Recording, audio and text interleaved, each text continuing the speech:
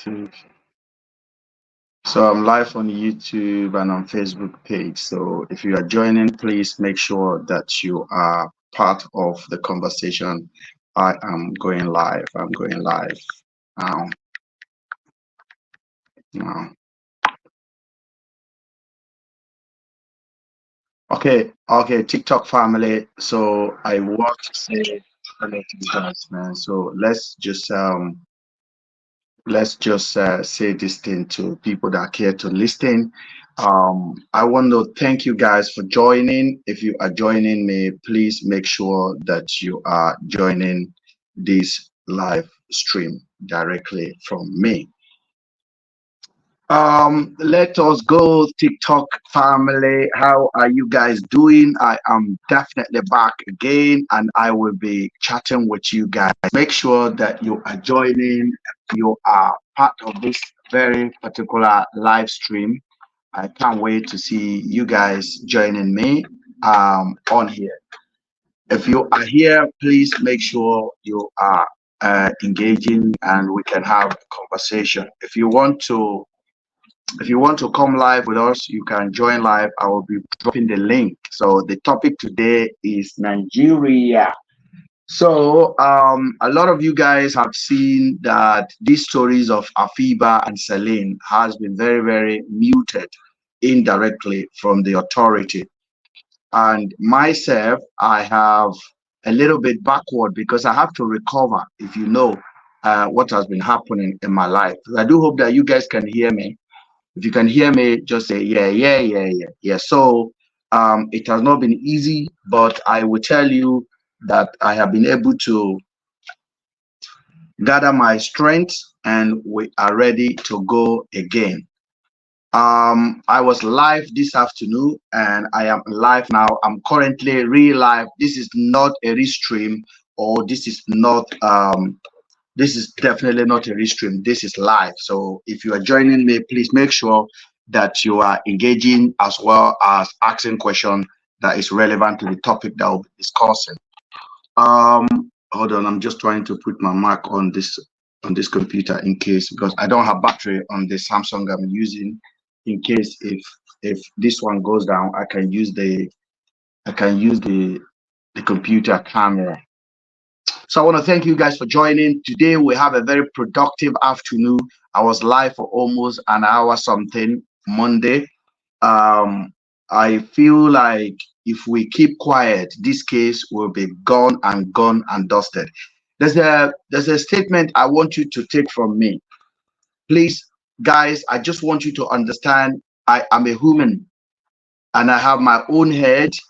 I make a decision to have a platform so I can express myself. I do hope that we understand that. I did not do this to for somebody to take my voice away. The platform has been there before now. The blog has been there before now. And it's going to continue to be there. I want you to know that it's going to continue to be there. Let me just see if I can put this one on the stage.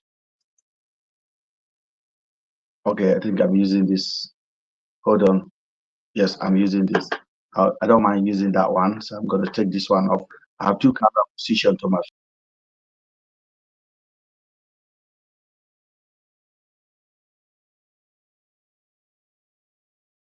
one. Go to the stage. So I have two cameras. So I'm just trying to see which one is the best quality that I can use. Which one is this? Okay, this is it. So they are both okay. The lighting is not that great, but they are quite okay. So I'm gonna use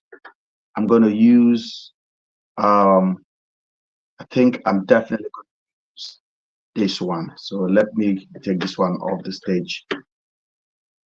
All right, so I'll be using this camera. Yes. Um, People need to understand that I have an opinion. I will express it the way I damn fit. If you are on my platform and things that come across here are not aligning with your ideology, please do yourself a favor and leave. I told you, I don't buy followers and I don't do giveaway to keep followers on my page. I do not engage in soliciting for followers. I did not create the account for followers. So if you're following my page just to be a monitoring spirit, help yourself and go away, because I'm never going to say anything that favors you. I made a video yesterday and also a post on my blog where I was critical about Mr. P2B. A lot of people have DM me, and some of them are telling me that they follow my page, they support what I'm doing. They did not like that I called P2B out. I have individually addressed it to everyone that have raised the concern, the reason why I did that. But I thought it would be necessary for me to also say it here, because this afternoon alone, I received about 4 messages from our followers here that was not happy about it. Guys, this is not a political party platform. This is a platform for myself and my voice. And if you are here, my voice is what is going to be heard here, and your opinions are more than welcome, but you are not going to direct my thoughts. I will make that one very clear to you guys. I have been doing this for over how many years? Buhari did 8 years. I did it throughout the 8 years of Buhari. This is not the first time. So I'm not going to, because of, okay, I'm not going to say this thing now. I don't say I know everything. Get me right. I don't know everything. I don't know everything. I don't know everything. But one thing that I do know is this: I know how to speak the fact and the truth, which is very rare in the common marketplace of social media. Mr. P2B, that you guys are writing me and commenting that why I called out, I supported him more than most of you guys. I did. The facts are there. But I wasn't supporting P2B to worship him. I'm not growing up to worship any leader. I don't worship leader. I don't worship president. I'm not his fan. I like his leadership. I think he's a good man. I think he could have handled our economy better. But am I going to be blindly or sheepishly following him? That is what kept us here now as a society. What kept Nigeria where we are now is because our people are blindly following leaders. They don't ask questions. But I'm not conformed to that kind of reality. Many of you that knows me know that I supported Buhari against Jonathan, support him for the first time and second time. But the second time, I did not give it to him all through. I came against Buhari. The footage are there. I came against him so heavy. I was criticizing him. I will be doing streaming on my Facebook page. I got 6,000 people watching at once. 6,000, 7,000. I was that popular. I was streaming that they were showing what I say about Buhari on AIT, Africa Independent Television. It was not today that I do activism. I have been doing it. I am not obedient with senseless thinking. I am Ben. The obedient you hear, we call that name. We did it with the social media gurus. I don't think you have a right to tell me what to say or when not to say it. The man wants to be a president of Nigeria, not a president of social media group. So we have a right to say what we want to say.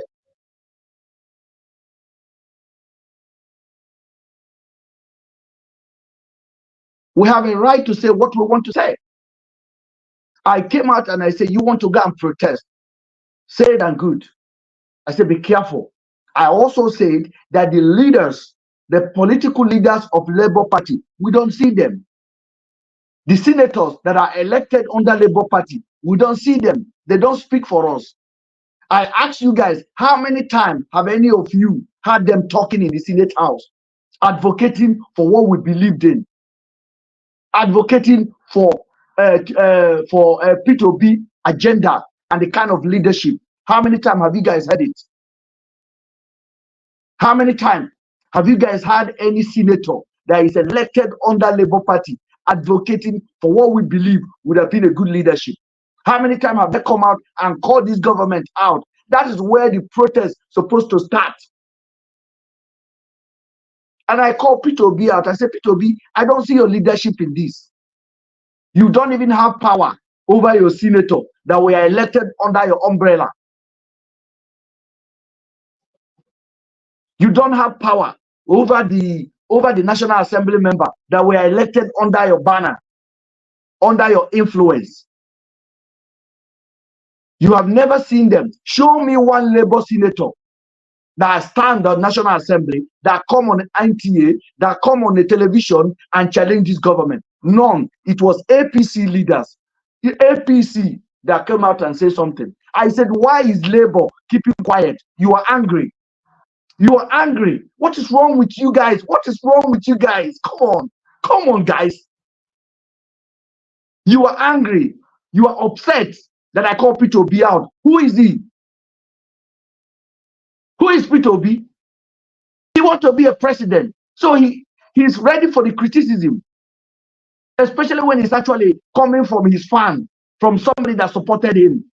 Let me tell you, let me be clear to you. During the election, after I went viral, I was offered money, not small money. I was offered to carry my bag, come on the TV, deny Peter Obi. I was offered direct contact. Like after I put that $10,000 down, and I would have come out and like, for this, I'll write the script. I'm like, I now see that I was blind. Thank God I did not bet my money. P2B is not person. And I would have abused his followers. I would have jumped into APC. Some of you guys, the opportunity I had, you guys have never even tasted. I have people with the president at the moment that will be in the room with Mr. President to be, and they will be texting me. They will be sending picture of them and Tinubu. I have somebody that have a direct contact with Tinubu's daughter. That direct contact work together with this woman every day. I refused to be sold out. I did not agree to their offer. They wanted to take me to Abuja, and I will stay in Hilton. I'll be blogging for Jagaban. Because at that time, I was already popular. Okay? I was mildly popular. Just imagine if I come out and I denied P2B. I said it was a mistake. I didn't put my 10,000. P2B cannot win this election. P2B is this. P2B is this. His followers are this. His followers are this. Some of you guys would have collected the offer in a haste. I did not take the offer. Some of my friends think I'm stupid for not taking the offer. Today, some of those guys, they are in Abuja. They are not just in Abuja, Gavalanchin. They are in Aso Rock working for Tinubu.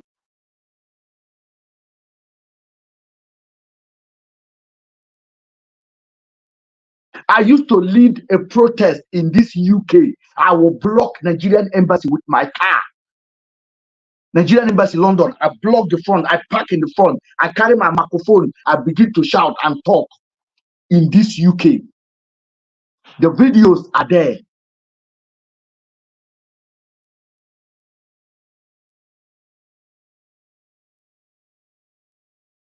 So I'm a fucking voice. I am a voice. I am a voice. And you cannot take my voice away.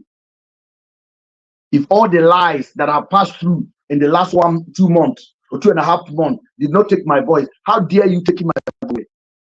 If I see something is going wrong, I will say it out clear and loud. And with the kind of leadership P2B is pushing, he cannot be president of Nigeria having a handshake up and down the country. He cannot be president of Nigeria. If you like, disagree, don't disagree, insult me, abuse me, tell me whatever you want to tell me. He cannot be president of Nigeria. It is clear that there is no leadership there. We have a movement, a mega movement for him. After the election, this guy just withered away. and he was making peace. He was having handshake up and down. And that movement, everybody went back, started doing content, creating content, because people have to find their daily food. Go back and check all the bloggers that work for P2B. Where are they right now? Tell me, where are the bloggers? Where are all of them? Where are they? Sometimes reality is a reality, and we need to call a spade out. We need to call a spade out. There's no need of hiding mouth and thinking what your insult is going to give to me. Is your insult going to give you presidency? No. It's a logic question I ask. I say, P2B, why are you not calling the senators out? The senator that is elected under Labour to stand in the Senate House and say, this is a country that we must fix. We are not accepting bribe. We are not accepting the 500 million they are sharing. We are not accepting this money. And call the government out on the economic crisis Nigeria is following. That is called protest. And then you are getting angry. Oh, Mr. Ben, you cannot say that. A guy basically rang me because he has called me before and said, vibrating. Mr. Ben, I'm highly disappointed. Why you like controversy? I'm following and I'm supporting you. I said, don't support me. Please, nobody should support me. Support the truth. I will thank you for that than supporting me. If you support me, you cannot even correct me. Then you control my mind and my thought process. Don't support me. Support the truth. Support fairness. Support justice. Did I do anything wrong for saying P2B should call the senators to order on a national TV and say my senators, they should call them privately, call them everywhere, that they should be standing in the Senate House and represent the people and represent the ideology of P2B. He's not doing that. So you are not doing it. When I say something, you are angry. Somebody told me, oh, Mr. Ben, talk to PDP. Did I voted for PDP?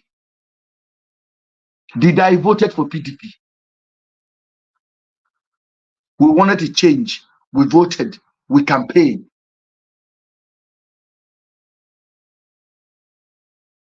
Just insult, just abuse on the comment section. Abuse. You think that's going to shake me? Just the abuse people, they go. What did I say wrong? P2B, call your senators to order. Let them represent the people. Let them stand in the National Assembly. Let them talk. You say, oh, you are doing too much. You cannot talk to P2B. You cannot say P2B. Is P2B a God? P2B Obu Jesus? Imbi Muhammad? You people are turning everything against that man. You don't even know. See, American president now. That guy don't resign. He don't resign. He don't step down because his own political party came for him and told him, man, you are old. You can't go on. What did he do? He listened. He step out. He tap out. In Nigeria, we're not going to worship the man. P2B kaine so ona gaga ona jeje P2B kaine so Tinubu kaine so ona gazo ona geje Tinubu kaine so. Somebody they lead you inside pit. You say na Tinubu you dey follow. If you dey go front, if you dey go back, now you go follow. Now common sense be that. We just had election in the UK and the Conservative lost. The people that voted against Conservative are mainly Conservative party voters. They join forces. They know it is time for a new direction for the country, and they did something about it.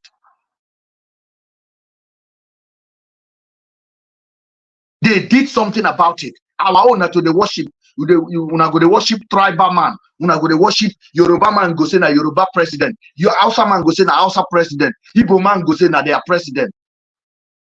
Once you put that in front of you, you can never be constructive in your criticism.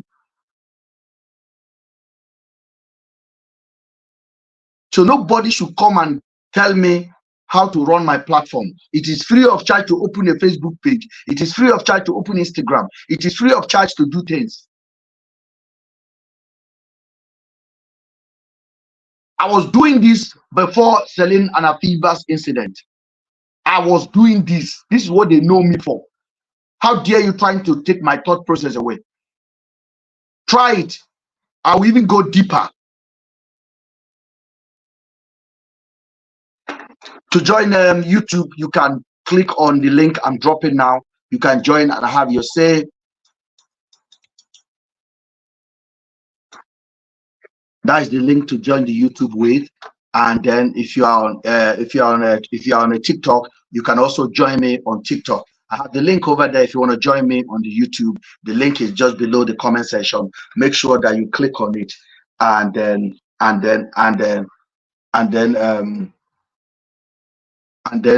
say something that you want to say. Honestly speaking, I love P2B, and I think the guy actually won the election. I think he won the election. I think he was elected the president of Nigeria, but they robbed him. They robbed him.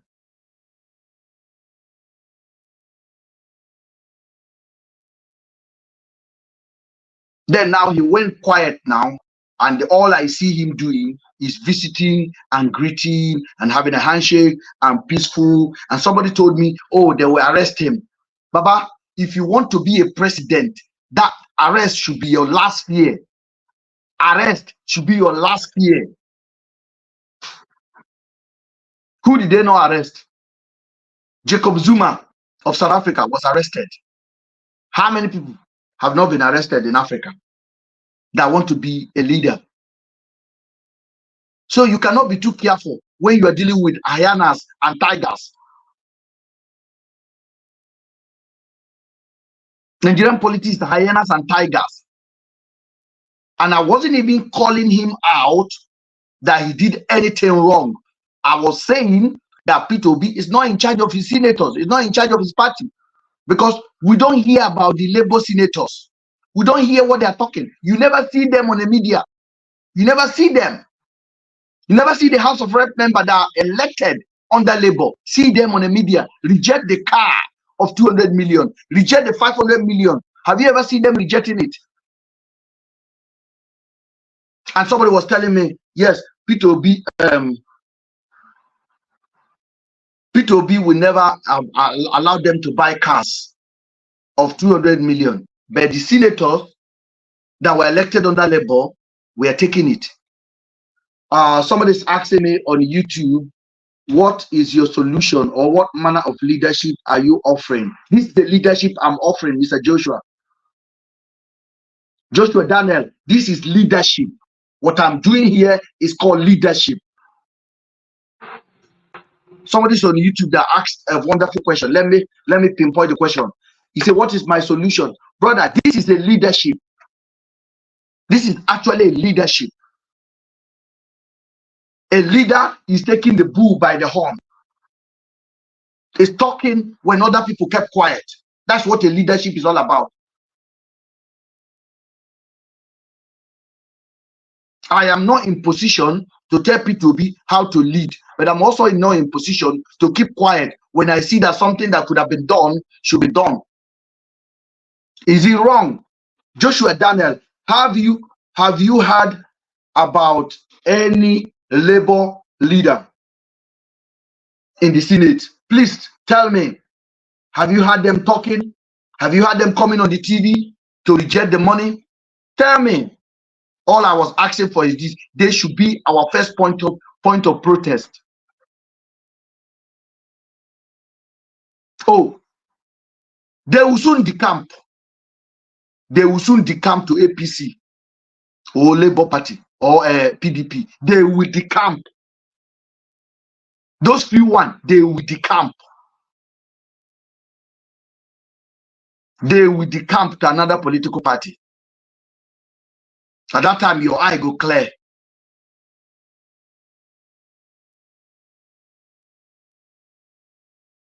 They will decamp.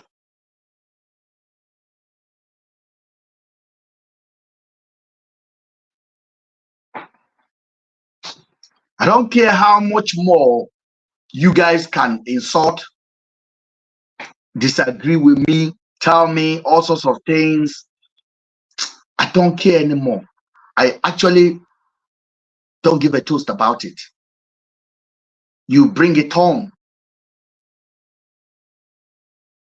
I don't care. And I honestly don't. I honestly don't care. Bring it on. Because that's not going to move me. People that love truth, people that have critical mindset, they will join this platform. And by slowly, we will shift everyone that came with a myopic mindset to my platform away. Then we'll have people here that we can engage in a constructive discussion about the way forward. About the way forward.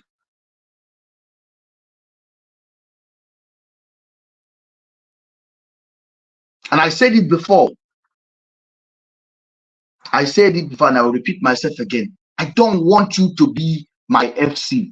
I don't want you to be my fan. I don't want it. I want you to be a fan of fairness, a fan of justice, a fan of peace.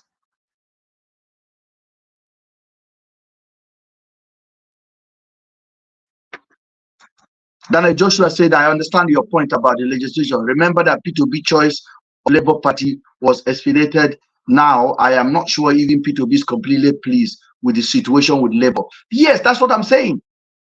That's what I'm saying. That's what I'm saying. But if it's no please, so where are we? Are we just going to stand like that and be waiting for the next 4 years and we'll say obedient again? Does that make any sense to anybody? If you want to go back to PDP, let him return back to PDP. Let us know where our square reach. If the Labour political party that we wanted to use to catapult him into power is in disarray because the opposition have intercepted that political party and basically corrupt the structure of the party, he should declare and go to somewhere else and start fighting from there. There's no shame in decamping to PDP back again. There's no shame in it. At least Atiku will now know he's not the first choice for PDP candidate in the next election. Let him go back there. Oh, is he going to wait on the last minute? Then he begin to gather labor back again.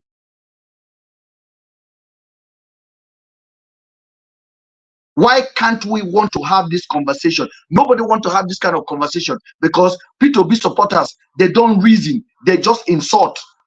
They just go on the comment section and abuse people. He's much as my leader, as your leader. And I don't have any loyalty to him as a person. I have a loyalty to him as just a good man that I believe was better than the current.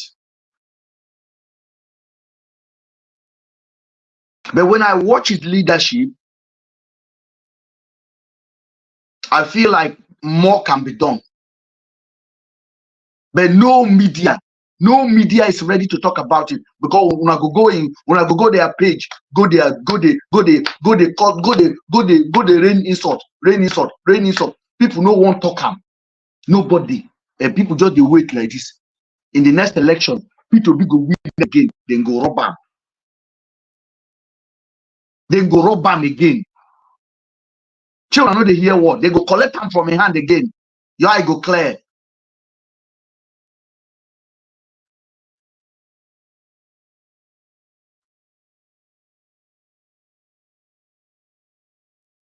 The man just they greet up and down, they greet up and down. It was Tinubu was Buhari doing that before Buhari become president? Buhari was protesting everywhere. This Tinubu was protesting everywhere before he took power.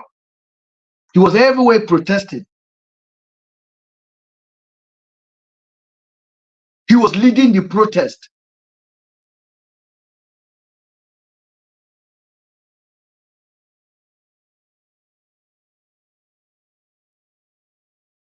Just when I get solution for everything, make una get solution for this one as well. I know they fear anybody at all. No be say they like controversy. No be say oh Mr. Ben, you too like controversy. I have been like this. I have been like this. Go. The videos are there. I can show you videos and videos and videos and videos. Hold on. I will show you videos and videos. Then you see the way I normally present my case. I will show you videos and videos. Numerous videos of myself doing activism work. No be today I start am.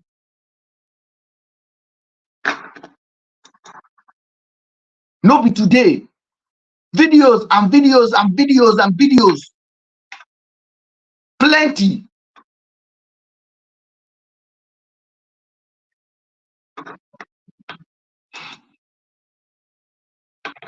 Let me show you.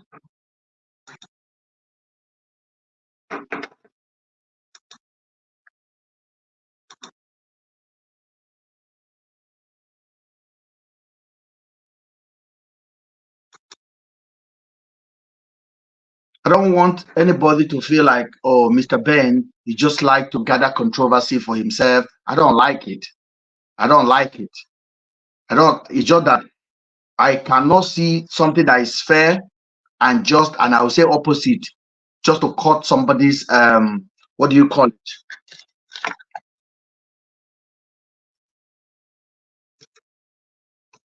I think I got that video. I'm going to show you guys the video.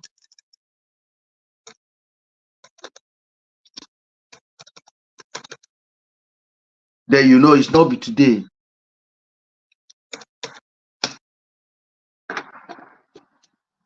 Not be today will they do this thing. We've been doing this for long.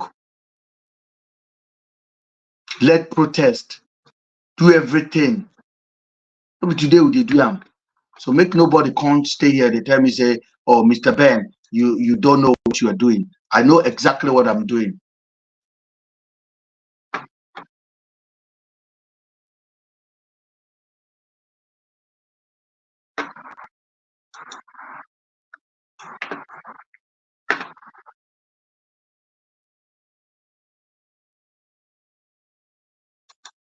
Telling you something, say, right.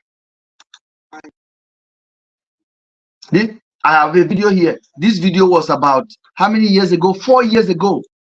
4 years ago. And I have more and more and more and more and more. So no be today will they do this thing. Do I know you guys 4 years ago? I don't even have TikTok account that time.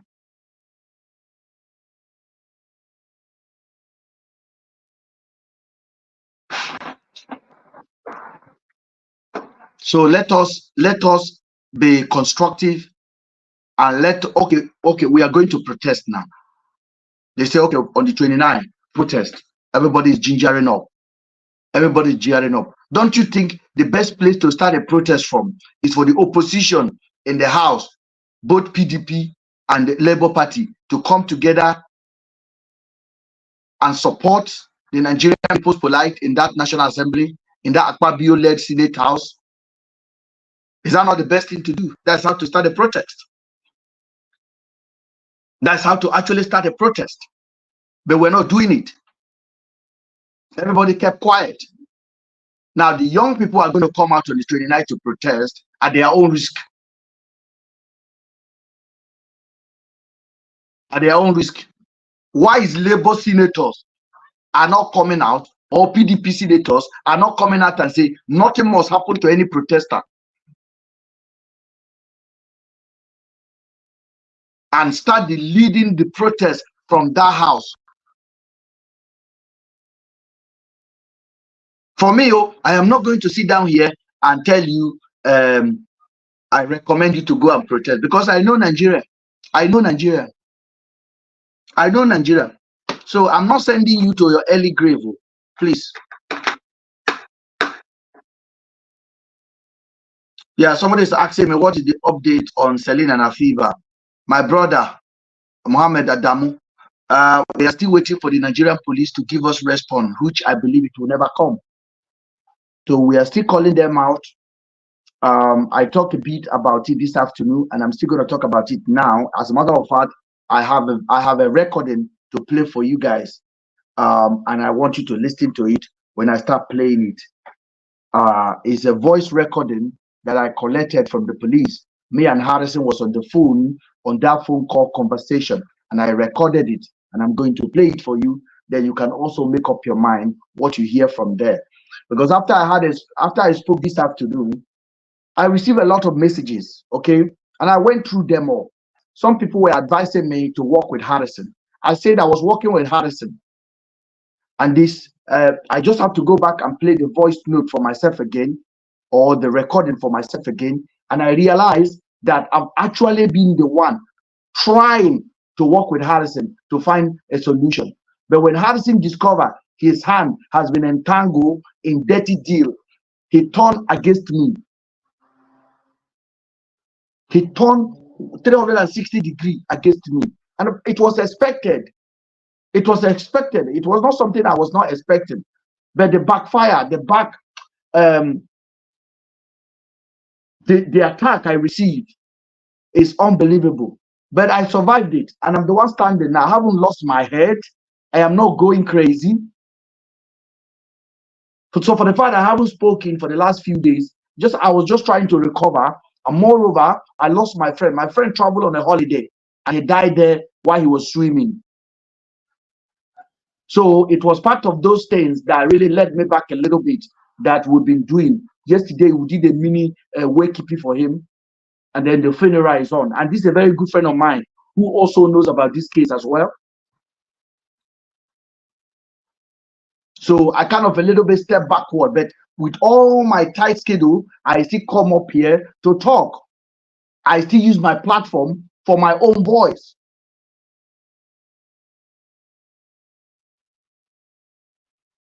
As long as we can have a conversation that is not comfortable with you, and but you are willing to participate in that civil discussion, we will have a future together as a society. But as long as we are praising and worshiping politicians from left to right, nobody will not be able to do wrong. Peter B is not a saint. He said it from his own mouth. And the guy actually welcomed criticism, because that is the hallmark of any leader. A leader that say is not going to listen to any criticism, that leader will never grow, will never achieve anything. And the mindset of Nigeria, where you guys will just carry yourself and make yourself somebody's fan. FC, P2B FC, Davido FC, Whiskey the FC, Very Dark Man FC. Any of you that call me your FC, I block you if I see that name. You won't be FC. The day you begin to call anybody FC, you've controlled all of their life. You control their social media, you control their freedom, you control their head. They are now mumu to you. Because if they say something that you don't want to hear, you will attack them. So you're not my FC, and I'm dispensable. You can throw me away, I can throw you away along the road.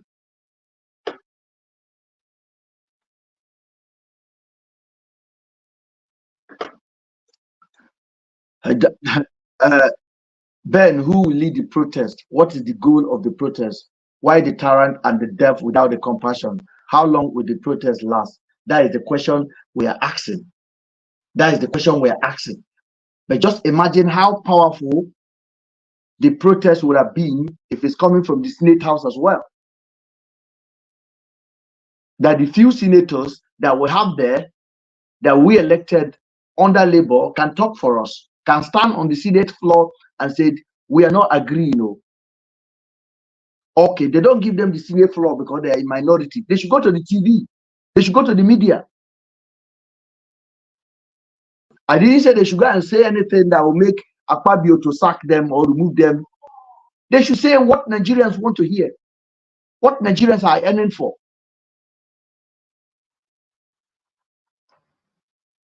Talk about the economy.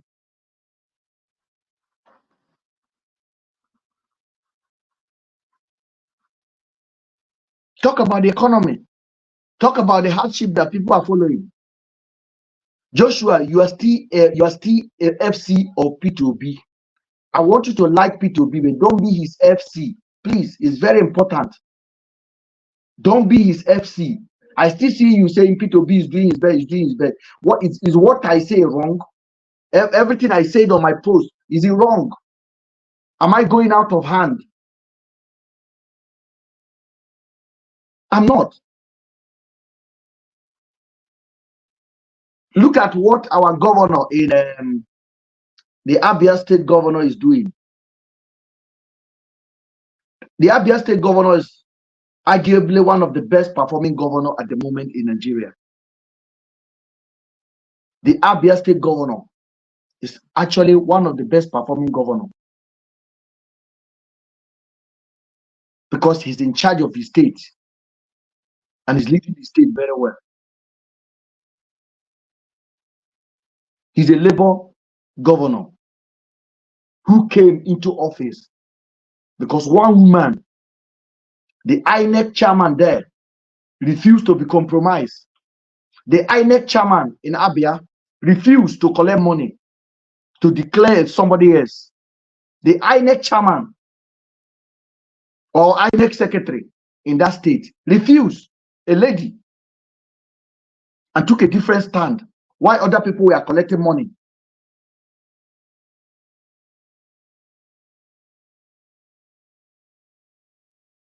So it is very, very important we understand the power of leadership.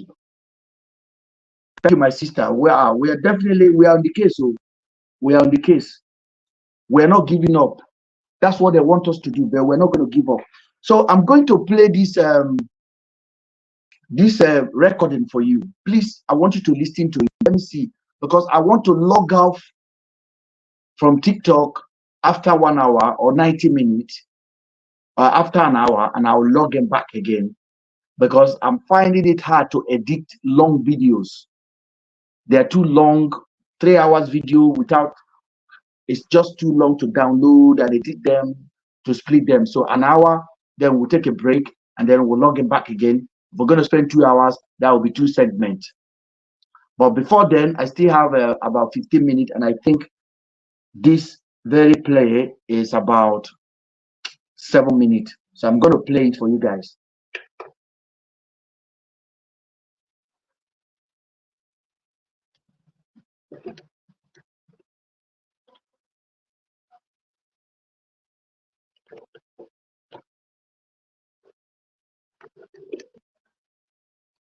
Battery 100%. Yeah. All right. Okay. Now, this is Harrison and myself and the police officer, the IROT team that was in charge. Okay. So I called Harrison and I gave Harrison authentic information about the logistic of these officers and how I think they have committed this atrocity. Now, I asked Harrison, call the police while I'm on the phone. I told Harrison what question to ask them. Harrison was on the phone with me and I was recording it. Harrison knew what I was doing. And I want you to listen because I will say it again. It's two-way. It's two-way you can define a man. Listen to this conversation, guys. This what's it called? That the one come on for Abba. Yes. Umuaya. Yes. Did you guys move straight to Abuja? Now, Abuja would go now. Now, Abuja, we're going to Abuja. That is what it's saying. I know. See, there are some evidence coming out now, Okay. which they are sending to me. This was after Harrison told Daddy Freeze that the police moved from Aba straight to Abuja, and then Andrew tried to get away in Benue. I called Harrison. I explained to Harrison. I said, guy, why did you speak for the police last night? These people are using you. I said, these people are using you. You can't talk for the police. At that time, police have already been on my phone talking to me, begging me to tell them what happened, what I know. I said, no, you guys should go and talk to your boss, what you know. And which not they too okay. When I interview, Yes, we'll go with you. We slept as I did. You see, under 1 second, the man lied. He said, we went from Aba to Abuja. Then Harrison said, there's evidence, hard copy evidence. Did you go to Uyo? Just listen. The suspect on 21. yes, As I think on 21. yes, We should, because I was not telling you already before they called. yes, I should rush down to yes, pick the suspect. yes, So when I rushed down and picked the suspect, yes. so it was late. So I only give me only the suspect when I rushed down because of the vehicle at the window. Okay. Now let his vehicle behind because of the bad road. Okay. So now every morning, without this, it was late and I'm to one to two. So we cannot book hotel again. We not slept and he will respond in which is the police station later. And when you sleep there, and then anytime something 5 6 7 down now move. Okay, now, on a sleep for hotel, I'm to sleep for hotel. Harrison asked him, did Andrew slept in a hotel? The man said, Andrew did not sleep in a hotel. The man said, the police officer, this is the IRT that apply Andrew directly on my phone right now. The man said, when we pick Andrews up, it was late. We left on the 21st. Now, he has kept telling us now that they slept in Aba. At that hotel I told you guys that they slept inside. For them, what was he going to do in you? Listen. He slept inside the station. I think all of us inside the vehicle there. So I know man 1 to 2. So we cannot book hotel again. We not slept and he will respond in which is the police station later there. And when you slept there, and then anytime something. That was on the 21st. He's telling you now that they slept in a hotel, now in a police station at Itani. Now, because I have already shown Harrison a concrete evidence that they were not telling him the truth. Now, all of you guys that are saying I was not working with Harrison earlier, you guys will see that it was me that called Harrison, and I told Harrison, there's a problem here. There's a problem here. These people are lying to you, and what you are defending is not defensible. Anything 5 6 7 down now move. Okay, now, on a sleep for hotel, I'm to sleep for hotel. He slept inside the station. I think all of us inside the vehicle there. So I don't want to get the interruption of the boss. I'm not making talk to anybody. Now, there's a hotel receptionist. Okay. Somebody that works in that hotel. I told you that you guys drove into the hotel in Uyo. Now me tell Harrison to tell the police like this. At this point, police was not aware I'm on the phone. Me and Harrison talk. I say, Harrison, put that officer on the phone. Harrison used his other phone to call the man. And the man began to admit exactly what I was telling Harrison. I say, Harrison told the man that there's a hotel receptionist with a video. And the man said, yeah. Then he started to admit now. He's admitting now that they slept in the hotel. The man was telling us before they slept inside the bus at the petrol station, at a police station. Now he's admitting now. Saw you guys that day. Okay. You understand? Okay. And Andrew was driving his car. The man drove his car. Like they feel like the normal escort, not even escort the man come for the place. Oh, you? Yes, for you, yes. Then you guys booked a room, and which you guys entered. That he's going to even send me. They're going to send me the record of this information. But I should keep it. See the question Harrison is asking him, that you guys booked a hotel room, 2 rooms they booked in Uyo on the 22nd. Okay, I skipped the Aba on because I know what I'm doing. As of this time, I have not told Harrison they slept in Aba. That one was kept. I gave Harrison a tip of what happened in Uyo. Now the man is asking now, did Andrew pay for the Andrew did not pay for the hotel. He's not admitting that Andrew paid. Harrison said, no, what I want to know, did you guys slept in the hotel? So that they pay, yes, we just paid a room which Andrew entered. No, this is what us. I don't feel anything for because they don't help us. You see what he said? I cannot hide anything from you because you are helping us. Listen to what the police that Pi Andrew told Harrison on the phone. I cannot lie to you again because you are helping us. So they saw Harrison as their helper for the atrocity they have committed.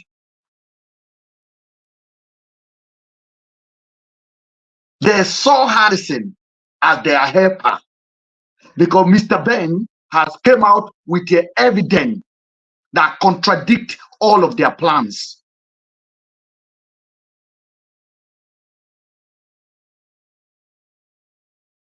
Are you guys listening? Mr. Ben has come up with evidence that is you cannot dispute it. At this point, Harrison have not seen me as an accomplice. So Harrison still see me as a legit blogger who have fact. As I refuse to budge left or budge right, that is when I become an accomplice. Listen. Keep it personal. We before now. We lost the hotel now. So when we lodge, we step out. Listen, now he admitted we lodge in a hotel. We did the same recording. He admitted we lodge in a hotel in Uyo. Ask them when did they check out. They are listening. After we check out, that is when we went to yes, to pick him up. So after we pick up, when we come back, we couldn't go back to the hotel again. We slept at the police station. After we slept at the police station, then around 22 early morning. Yes. That is when we now went to the station and pick up the document, the case file, they hand over to us. So the case file now, which they hand over to us, that is what take us to back to Abia State and pick up his vehicle. His vehicle was parked in Abia State. But not bring the vehicle. And do not drive the car. No, I can't do the car now. It's one of my friends that drove the car behind me. So when he drive the car behind me, the car developed the problem in this school. And then they are coming to Enugu. They are coming to Enugu. That school that the royal mall built now. Okay. Because yes, no problem. So just to remind you guys, I will be logging out. Immediately it's 1 hour. I will log out and log in back again. I think it's an hour now. I believe we are on an hour on top of the hour. No, we still have 6 minutes. So the officer said they left when they pick and do that. He was stationed somewhere. They just called him to come and collect a suspect. All along, we are hearing that he came from Abuja. But he was stationed somewhere. They called him to come and collect the suspect. So they pick a suspect up. And then they went to Uyo. And they slept in the station because it was too late. Then he said, I don't understand. I am still not understanding what this man is talking about. But you can see lies upon lies upon lies upon lies. You can see lies and lies and lies and lies and lies. This was a phone conversation between Harrison and the police and myself. I was on the background.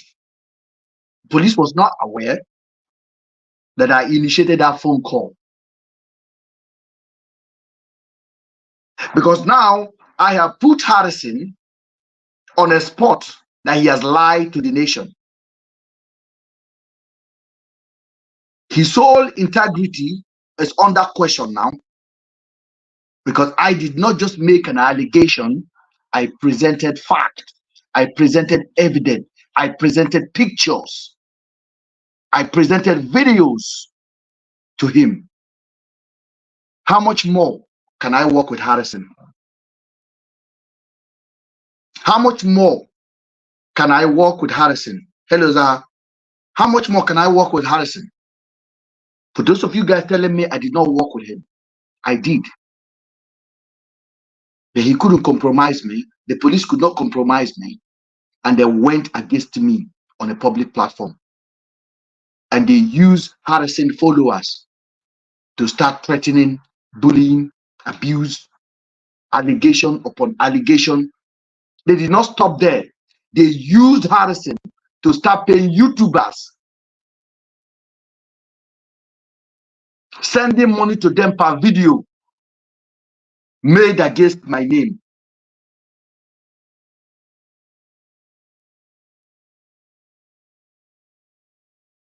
Made against my name.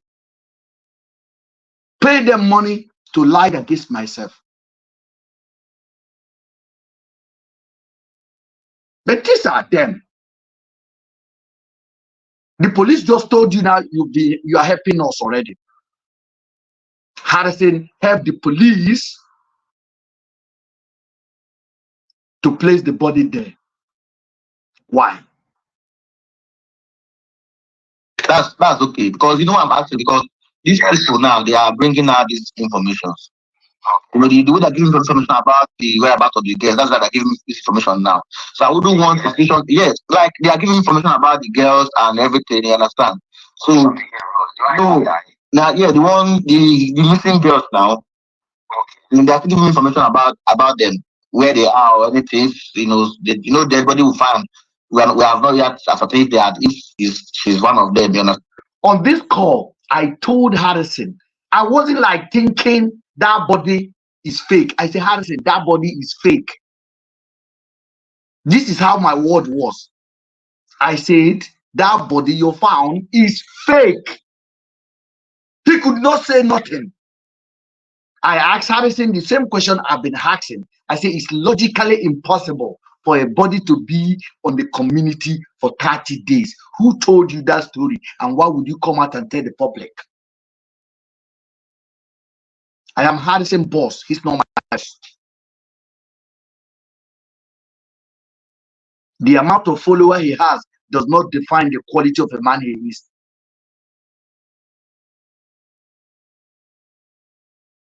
And Harrison know he got nothing on me.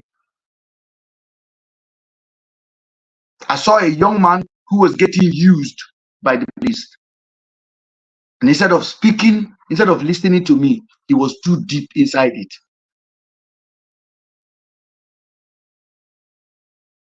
He was too deep inside it. Greed. Understand? So no, I said, you know, the way they are giving information about the whereabouts of those girls, the same way people are calling people who saw people are calling me. You understand? Okay. So that Uyo waka, where una waka, people saw people in that Uyo. You understand? And they are the one sending information now to me that you guys were in Uyo, because you know before you didn't tell me that you guys were in Uyo. So went to Uyo. The guy said, yeah, I was in Uyo. Before they called me. No. When you guys can't do from Umuahia, you guys not tell me so I enter. You know, so I drive straight. So, I go back to Uyo. Down because I'm down police station. So when we reached, was late. Couldn't book hotel. Your last left at the police station there. him inside the vehicle. So when Andrew was complaining that he cannot stay his leg, we now put him inside our own woman bus. Okay. Then all the armed men now carry their helmet. So we have to Sienna. They need to pick up here. The Sienna that is what they are using for bus to get. You see, he's still lying. He's still lying about the hotel. He's still lying about the hotel. He's still saying they were sleeping in the van. He's still lying about the hotel. Just listen. For me to pick his son out of Abuja. That is we are doing another kidnapping case here before, which they kidnapped the person in December. Okay, so this last one. Yes. Your main collect money from Andrew. Okay, fine. Ask them. You hear me? I hear you. If they collect money for Yes. Yes. And I don't ask everybody. I don't collect money for Andrew. If they collect money for Andrew, I see people now probably I don't hear me. So they will tell you say they collect money, and I will tell you say they collect money. Okay. How would you? You understand? I don't ask them. You see, no one of them collect anything from Andrew. Because they actually collect money, they still collect 80 million, they collect 3 million. 80% will be hide again. Not about that 80 million above now one way do for Umaya. A transparent give somebody. Okay. We one woman had to give say now for him funeral. Okay. Yes. So but now that one for him we transfer for him funeral. But your God don't bet see. Maybe you don't know your God me and talk. You don't tell me say I beg anything why I find out. Make I try to hold on myself so that later we will not go take it come Abuja, we will not go take try to figure out all this fine guys phone question not they make sense. You know, I've called for WhatsApp.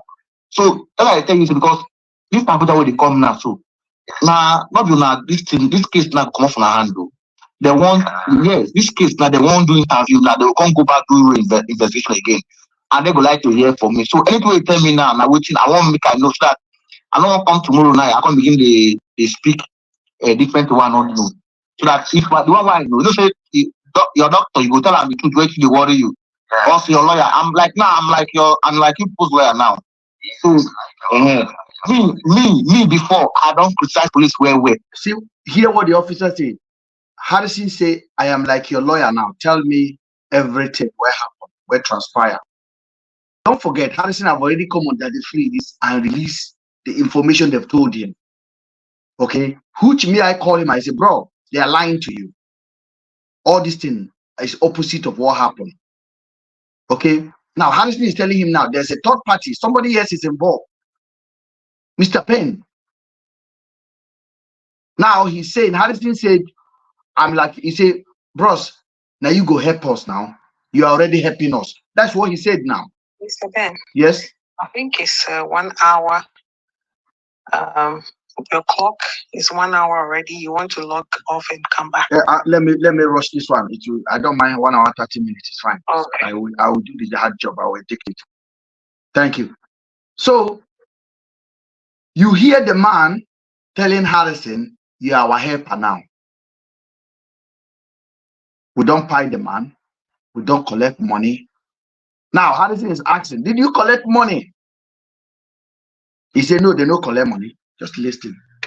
So when people they hear me before, but now for this case, I can come and say, okay, let me come. The people family come and say, make I enter the matter. I enter that. So my findings now, if I don't want make I go talk with you go ahead. So I beg you, if you can with you this matter, if now for you to see physical, you move we discuss them to know how to take two heads together, so that so those vigilantes for that place on our own now. They talk, those are the deniers say they don't even know about this whole work, this whole stuff now. That one now another back on go begin they find people waking the man now. Yeah, that one reason big now. Don't tell us you don't tell me to say best way short him and short hand. But he blind on the person carry that. So now they hear true life confession. Now Harrison asks, because I also challenged Harrison on the same call that Andrew was not pie inside his car. I also challenge Harrison. The story about vigilante is basically a made-up story. It's nonsense. The officer shot Andrew. Now Harrison is asking him now that the man in Benue is claiming that they are not the one. Now the officer is saying another man that they don't know from anywhere is the man that pied Andrew and also shot the boy on the leg.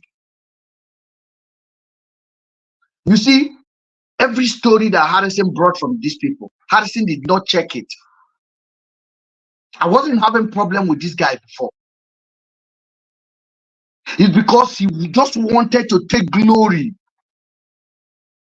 He just wanted to help the police. As you guys can see, the police say you are helping us.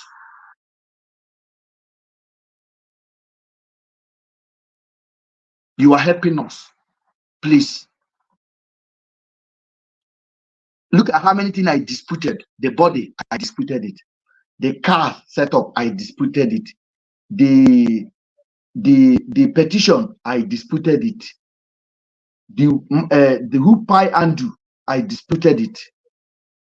The blood in Andrew's house, I disputed it. I said those are lies. I gave them fact. Harrison supposed to know that I know. But instead, they thought, okay, let's go on social media and begin to bully this guy. Maybe we can chase him away. Harrison went and make the first post about me and call me an accomplice of Andrew in the UK. When I read it, I laughed. I screenshot it. I sent it to Just Adotum. That was the post Harrison told me on Daddy Freeze he has removed.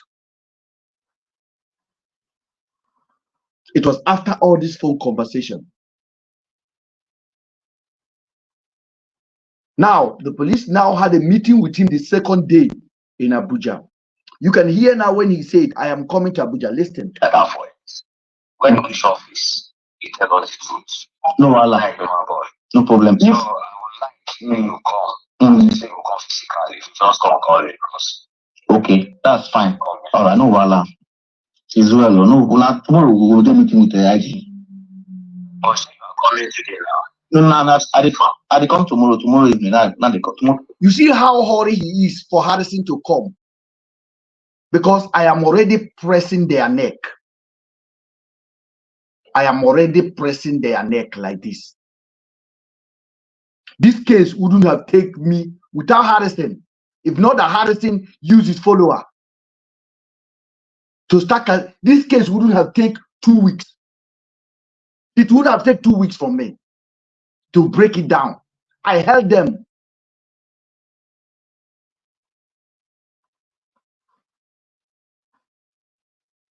I held them where I need to, like this. They couldn't move.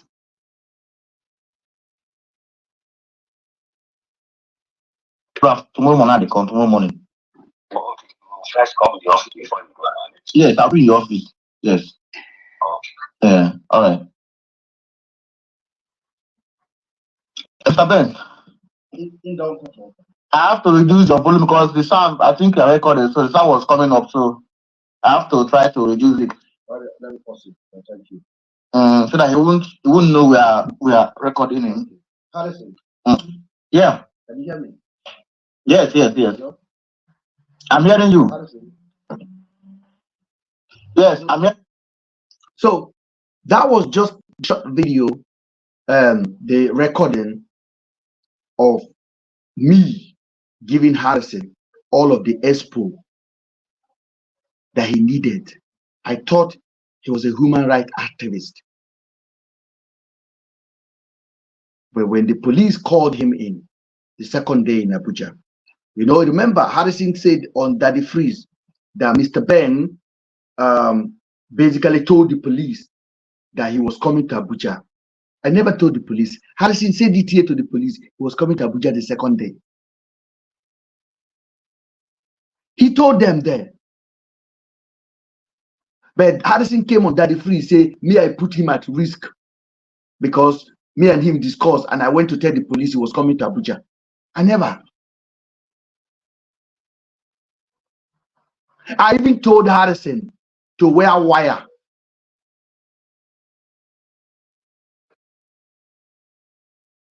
If you remember that tweet that the police tweeted out against Harrison, that tweet was a fake tweet. They come from police desk.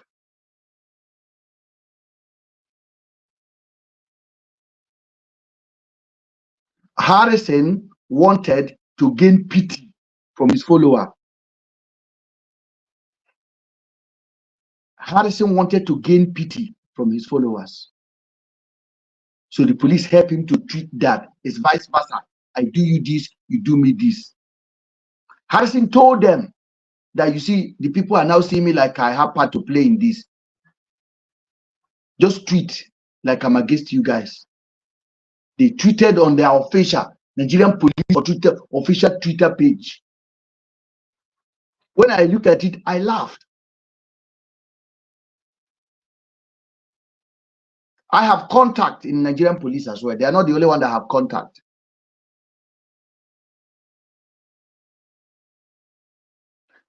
You guys have heard this now. Where did I not work with him? I work with this guy. I try to work with him.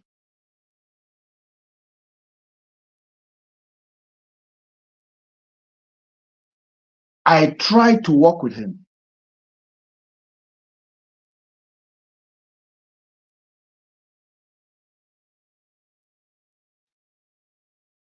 After this, I have another an hour something call from the boss of this one.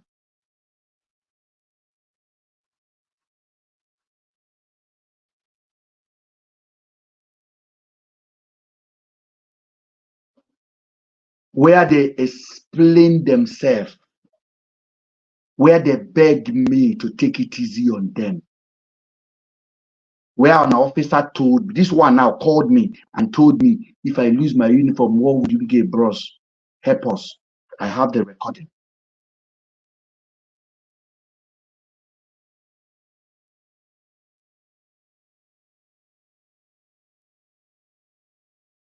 So all of the shenanigan that Harrison was playing about, Harrison know that I know.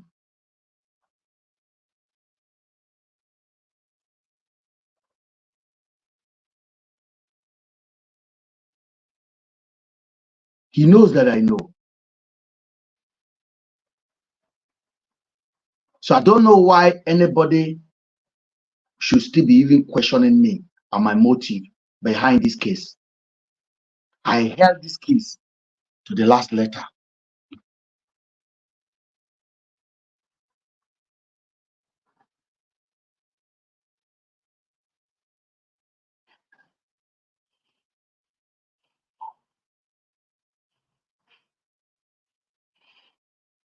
I held this case.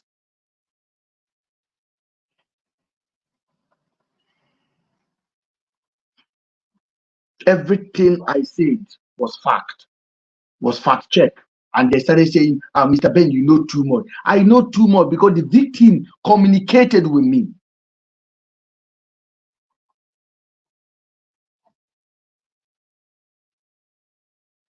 At no point was I lying on this matter. Not one.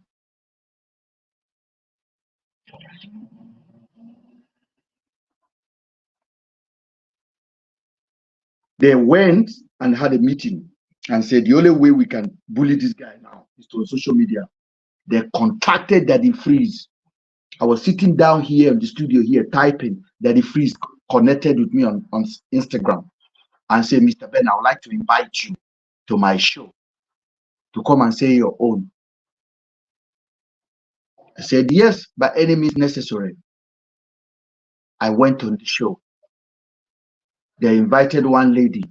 They invited one clown that called himself former Nollywood actor. And Harrison was there. And Richard was there. And they begin to throw things at me.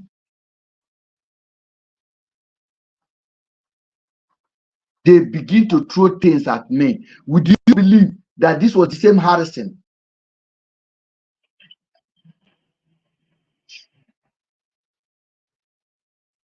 Would you believe it? This was the same Harrison.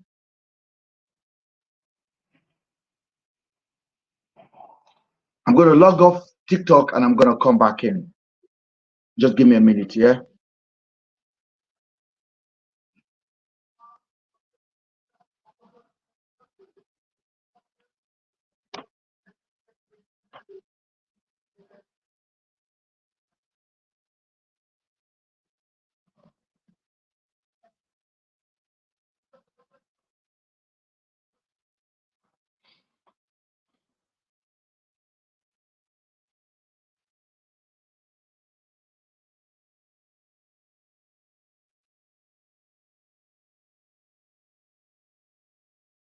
Compromise, my sister. Harrison is compromised beyond doubt.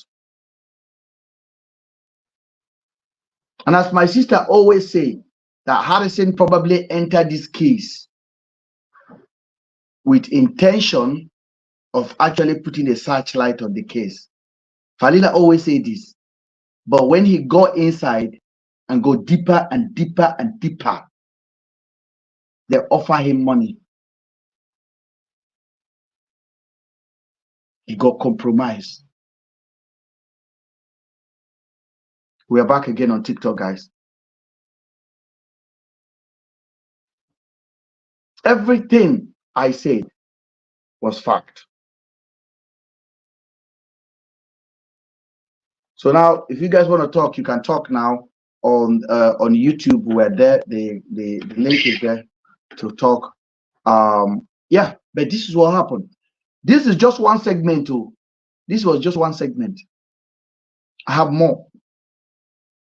Back and forth communication. At that time, I was not accomplice.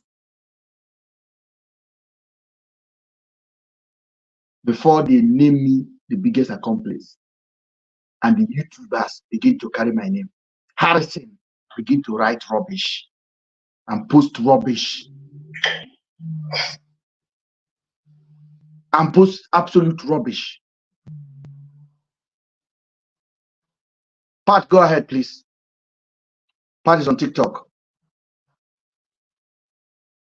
Part one, go ahead. Hello, Ben. Yeah, good evening. Did you hear that recording that I just played now? No, I did not. I'm just joining, so I missed that. Yeah. Then you, because Falila hear that. Falila, go ahead, please. Mr. Ben. Yes. Now, this is the first time you are playing this voice. Even for me, I haven't heard it. This is my first. And I never told you today I will play it until I'm hearing it right now. Yes. And again, we still have people here that are still doubting what you've been saying till now. Even Harrison, in that conversation he had with the police, in that recording, should have triggered him, because already there was inconsistencies. Immediately you asked the guy in the beginning, he said, we did not sleep in a hotel. You had to correct him and say, we have evidence, so from that hotel, the front desk is telling me that you guys slept in the hotel. That is the first thing that should tell you, if these people lied about something small as sleeping in a hotel, then there's a problem. And at that point, your interest as a human rights activist should be activated. Okay? Because your duty at that point was not for the police or to the police. Your duty was that a family had contacted you and said, please help us look for our girls. The suspect is here and they are taking him here. So that call, Mr. Ben, Harrison has no excuse not to have been worried by that call. Because the inconsistencies were a lot. They constantly lied. Even with the evidence that you had given him in his hands, They constantly lied. Somebody was in the comment section before we went off. He said Harrison had no choice. I asked her, had no option. I said, what do you mean by he had no option? He had an option. And what was the option? The option was that a family had contacted him to help them look for their missing girls. And at that point, when he knew that the police were hiding something, he owed that duty to that family. He owed that duty not to just to the family, but to his country. Let me put it as a human rights activist to try to say, no, these people are hiding something. Listen to what the guy said. He said, oh God, I'm going to tell you the truth because you'll be helping us. This call, in a way, that Harrison, if people don't know, they should listen to this very carefully. If someone with investigative skills, or if you give this audio to an investigator to investigate it, because why not? What had been the previous conversations they had with Harrison along the way, along moving the guy, along whatever they were doing before he placed the call. Because he said, you know what? You know why the guy was saying he should come to Abuja? Because he realized that there are things that he wouldn't want to see on the Listen, phone. The guy begged. The guy basically said they can't say a lot of stuff on the phone. I know. He said it. He said it. And at that point, that is where. That's why because he's a police, so he knows this call may be recorded as well. So that's why he was denying everything. If you Harrison followers come here and come and be writing those your comments, you people have a big problem, which is mental incapacity. Most of you, your mental health is not okay. Yeah, there's a Frank, and the guy called himself Frank James. Frank, I want to bring. Hold on, I want to bring Frank up. Frank, hold on, my sister. Let me bring Frank up. Harrison, how we've heard an audio, this, that. At which point did you get compromised, my brother? That is your duty, frankly, to the families that have lost their loved one. It's your duty as a Nigerian who wants to stand for justice for themselves in the future. Now, police is to be blamed, Franklin. You've been blaming me. That are making your country unbearable for you to live in. We come when we are discussing important issues. This is the only thing you have to write. I'll leave you there for now.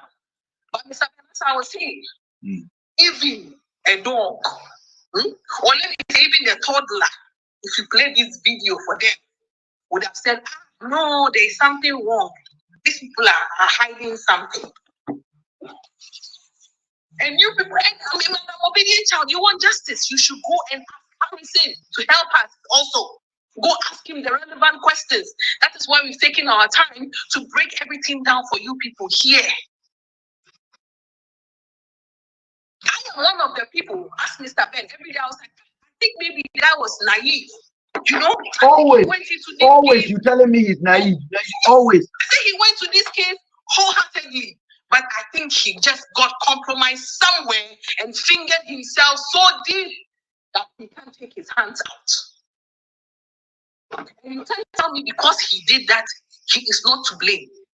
He has an option. And that is how you encourage your politicians to loot from your country. That is why you encourage your politicians to do the wrong thing, because you make excuses for them. So over here on this platform, we are not making excuses for anybody. We are not making excuses for Harrison. If he decided to go to bed with the police at the expense of 2 missing girls, who were the reason why he was actually initiated into this case in the first place, his duty was to help. So everything you people have listened to, you should go and point to your hero and ask him at which point was he compromised. Because as we still talk, we still not found the girl. So at which point was he compromised? You people told me stop talking about this issue. Now that we are dropping receipts, You are still there, making excellence. If at this point, all the youth that are on this platform listening to this issue make any sense out of what is going on, then I feel really sorry. I feel really sorry because that audio was full of lies. The police was leading him. He said, "Oh, now I have turned him to your lawyer." How do you even say that to a police? You are a human rights activist. Maybe, let's assume, maybe you were saying that so you can trick him to tell you what you want. Okay? I will excuse you for that. But you went in the office and they told you what they had. Or even if they still like it, because if I were him, if I'm entering that office, I am already going with a big question mark. It was after the Abuja encounter that Harrison came and made the first post against me. It was after the Abuja encounter. When he went to that Abuja, from that day, he returned back and he put a post on his page calling me Andrew Ochekwo's accomplice in the UK, Mr. Ben. He made it very bold with my video on it, with my face on it. And then and that's what I'm saying, that when he was even supposed to go in their office, he should have been going with a big question mark on his head. You know what? That was the time, after this, that is the time he could have even checked the kind of information he was feeding to the public. Because now you are like, these people have already lied to me. I think, until they buy this guy. Whatever lies have they told me? No, I have to step back. I told Harrison, I said, hold on. I said, Harrison, my sister. I said, Harrison, bro. I used to call him bro. I said, bro, listen. I said, first of all, the car you are talking about, I drive it. That car have no lens, have no fingerprint. I said, that car cannot damage, cannot stop on the road. It's literally impossible. It's a car we bought brand new. I said, that car cannot stop. The car is warranty. It cannot stop on the road. It's impossible. And that car has no fingerprint. I said, bros, they are lying to you.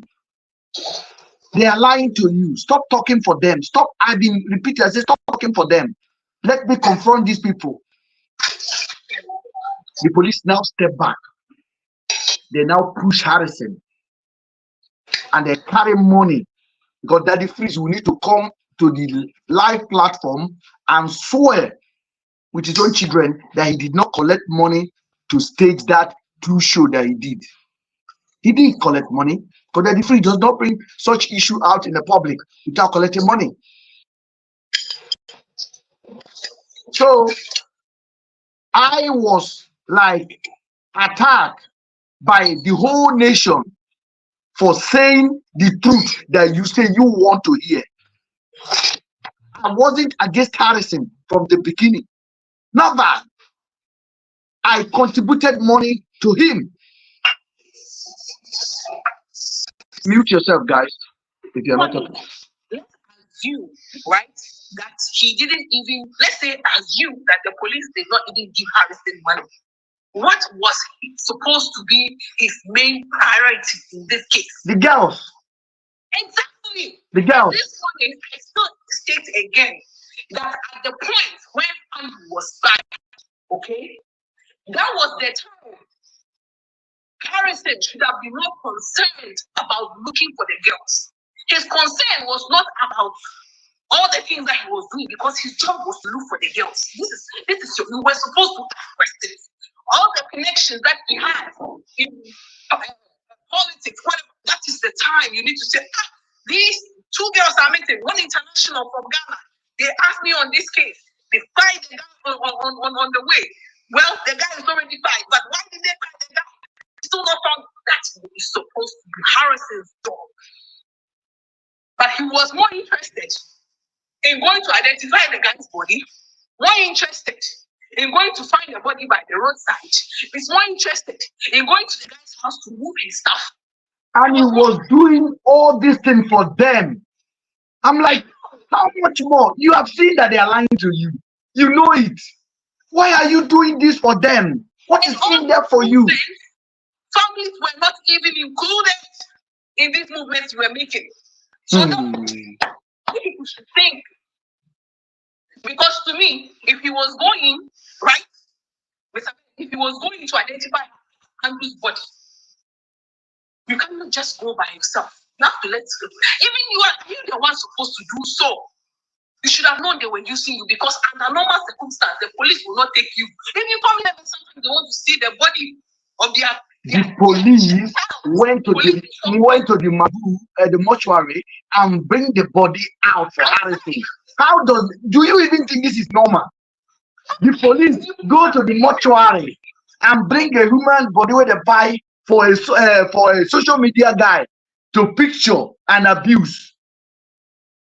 And you are here saying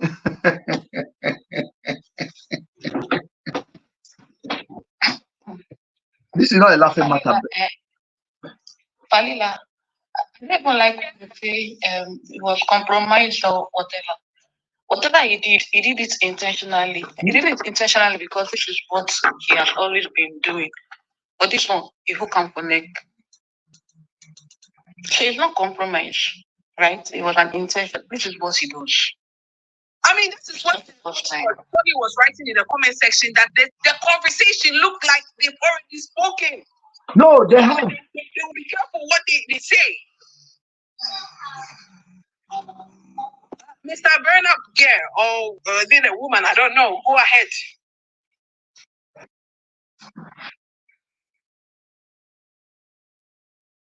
If you are at the top of the page, Bona, can you go ahead, please? If you can hear me. All right, it's fine. Maybe she's not ready yet to talk. But what we are doing here is this: we're giving this platform to people to talk. We have contributed our own. We have listing. Okay, let's just assume the Blessing case. Let's just go back to Blessing again. Blessing got the SOS message and withheld it for 48 hours before he contacted any family member. Blessing never left Abuja to go to Aba to go and investigate the disappearance of her friends that left their suitcase and probably their passport at her house. Blessing never did that. Andrew was arrested on the 8th. Blessing that waited from the 28th to the 8th. Blessing wrote a petition 72 hours after Andrew was picked up. Why? Why? Harrison now engaged Blessing on a live interview that looked like a stage managed question and answer, which was basically directed by him, executed by him. Harrison did not post Blessing on his page, even when Afiba's husband said it on Daddy Freeze that he was, that I was, that Sabio was, that their first suspect is Blessing and her boyfriend, a very powerful Senator Nwokocha Darlington of Abia, a Labour Party senator.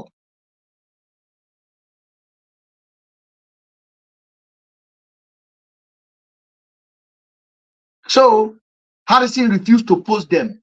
Harrison was phoning and warning him to stop talking about Blessing boyfriend and Blessing in a bad light. Tony is Afiba's husband. Harrison was threatening them. Fact.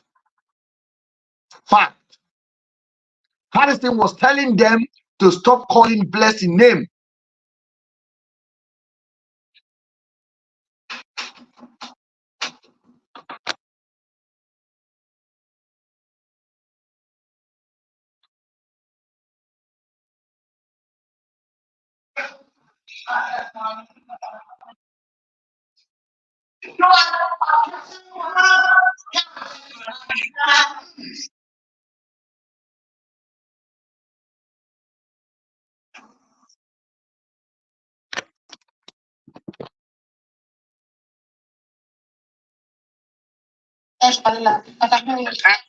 Yes, we can go on whilst he comes back. You know, Bros, go and come back, man. I'm very busy. I'm doing streaming online. All right, I'm doing streaming online. Go and come back. All right, I'll talk to you tomorrow, bros. Bye, bye. printed T-shirts with the names and the faces of these girls boldly written in the front. Go and protest peacefully for the safe return of these families. He wants to back out. No, at this time that the police have not spoken to family for almost 4, getting to 5 weeks, Mr. Humanitarian. You should be gathering people, printing T-shirts with the faces of these girls, going to the police and protesting peacefully, asking them, please, these girls, this is the case I received. These girls are still missing. And you want to remove your hand. On what basis? You want to remove your hand? Have you served your purpose? Have you served the reason why they brought you on this case? Have you served the purpose, sir? This is shameful. How? If you are listening, this is shameful. You should bow down your head in shame. Harrison had over 100,000 on his followers. Over 100,000 on this case, on his followers. Harrison say he's leaving. Harrison has a GoFundMe still standing right now, raising money with the picture of Afiba and Celine. That is not down. Harrison say he's going off. Because Harrison know that he's compromised beyond reasonable doubt. Harrison went to Andrew's house and removed things. Harrison was packing load into the truck. They removed everything. They removed even oil, like a vegetable oil from the food store. They removed everything. They removed matches from Andrew's house. They took generator. They took all the air condition. They pulled it down and pack it. Harrison was standing there. His boys were there to do it. Why the police carry gun and be following everywhere? But Harrison have not collected the bag of Celine and Afiba from Blessing's house in Port Harcourt.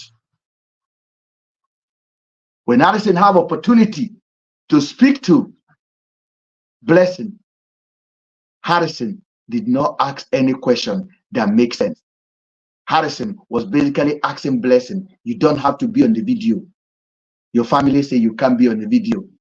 Telling an adult, telling an international supermodel that he can't be on the video, is video shy. But the same Harrison told Rachel, who allegedly, because it's now an alleged abuse, assault by Andrew, who went to the police and the police chased her away with a physical injury. Harrison asked that Rachel to come on the video to confront me.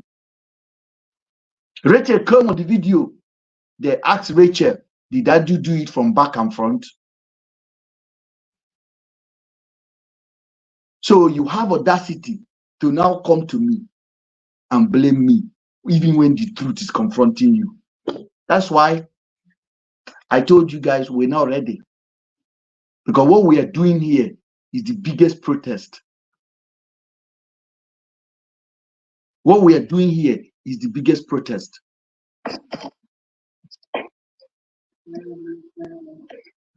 Bona, do you want to speak, please? Yeah, hi. Good afternoon, Mr. Ben. Well done, and well done to all your panelists on the forum. Thank you. Thank you. I told you some times ago. This Mr. Ben, right from the day. Unfortunately, I am joining very late. Yeah, welcome. I did not hear the recording. voice notes. Yeah. But the truth of the matter is, the first episode and second episode at the early inception of this case, I knew already that Andrew, what's her name? Harrison. What's his name? This guy. Harrison belongs to a larger group, a larger kidnapper gang that works together with IPOB. I can authoritatively say that. Those people that kidnap, that specialize kidnapping in Abuja, Eastern region, whatever. I'm sure they have admin, people that do the administrative part, people that execute the kidnapping, people that execute, they have different jobs for different people. They even have international collaborators. That is why this other guy that was saying is an investigator from US or whatever. I don't trust that guy. What is his name? Mr. Potato. Yes, I don't trust him. He could be their foreign partners. They have partners that that helps with fund and whatever. They are a larger organization, which as of today, I don't know why the federal government is allowing everything to still be working freely. Even all these voice, they are not yet to be any intelligent person. Right from the inception of this thing, will know we have at least 70% accuracy on how this is and how this atrocity was executed. Andrew was apparently their social media and the front person that will their PR person. Harrison. Yeah, Harrison. Sorry. Harrison was apparently, I'm really, really sorry. Harrison was apparently the PR person, whatever, the admin or whatever. But apparently, when Andrew was arrested, I'm sure some of the people that were in the police station where he was arrested the first time when he was arrested, that knew that he was under arrest, probably told some of their other members. They now try to plan how they're gonna take Andrew out away from the police. That was how they brought about that the petition transfer from Abuja, where he is, to Abuja, that they requested for him in Abuja. It's a big lie. Is a properly executed scheme, together in cooperation together with some police in Aba police station or what have you. And even don't be shocked, there will still be some other informants from other eastern states or whatever that they're also working with. So the truth of the matter is, Harrison is a key note. Not that he was invited. He knew right from the onset. He knew about the operation right from the onset. It's not as if it was along the way they invited him. He knew, apparently they've been working together all this while on even other victim. They've done business. They've done a couple of businesses together. So you can't tell me that is their first business that is knowing them for the first time. They all work hand in hand. There are some. Do you know what? Unfortunately, I just pray that this guy survived. They poisoned the guy. This guy has been exposing the atrocity of IPOB and some Eastern guys. Most of them are currently in Abuja now. They flew they are in Abuja taking refuge in Abuja. Most of their key pins, their key people. But their foot soldiers are right there in the Eastern. And some of them are in Lagos. They flew to Lagos. So don't be. Andrew knows more about this thing. He knew what happened right from the inception. You mean Harrison? You mean Harrison knows more? Harrison was involved right from the on-go. And this is not their first this is not their first operation. And also, this other Rachel girl, the police need to really investigate that girl. I'm not too sure if that girl, my mind is telling me I'm not too sure if that girl's story was 100% correct. I'm not too sure. They might also invited him that is one of his victim, just part of the cover up. They invite for the mother, yeah. For the mother, just one of that. These are one of the victims, just to come and testify that this is the kind of person I'm doing. Say something over there, Mr. Ben. Yes, if Harrison said Rachel was asked to come to the police station to write her statement to corroborate whatever they were saying, it was the police responsibility to protect that girl. Okay? The police would have been protecting Rachel. Yeah. Because if Rachel's case is properly investigated, you will discover that Rachel might not even have any written statement in police station that he said he went to report at the police station. He might not have. Because it is completely impossible that a young girl will go to the police with injury, and the police will, and the vigilante will catch her and chain her leg to the floor. That's what Harrison said. Even in the night, she said she jumped to a compound, another compound, another whatever. All the neighbors of Andrew, they should go and investigate.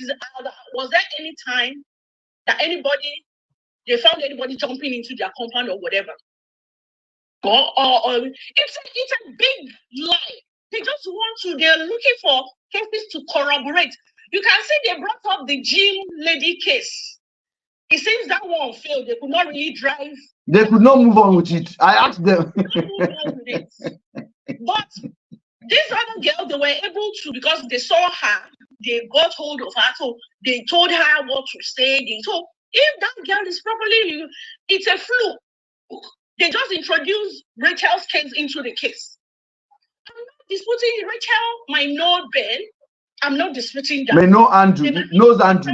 Definitely knows Andrew, because Andrew confirmed it that the girl came and the girl stole from him. At some point in time, probably they now knew, maybe from investigation from their own, and so they now had to look for the girl that come. We have whatever. This is what you should say. This is what you. And probably they've negotiated and promised the girl something that if she should stand on it and this, they should investigate a whole lot of things are not adding up that what the girl said. So the police need to be on top of their game. They need to do their job.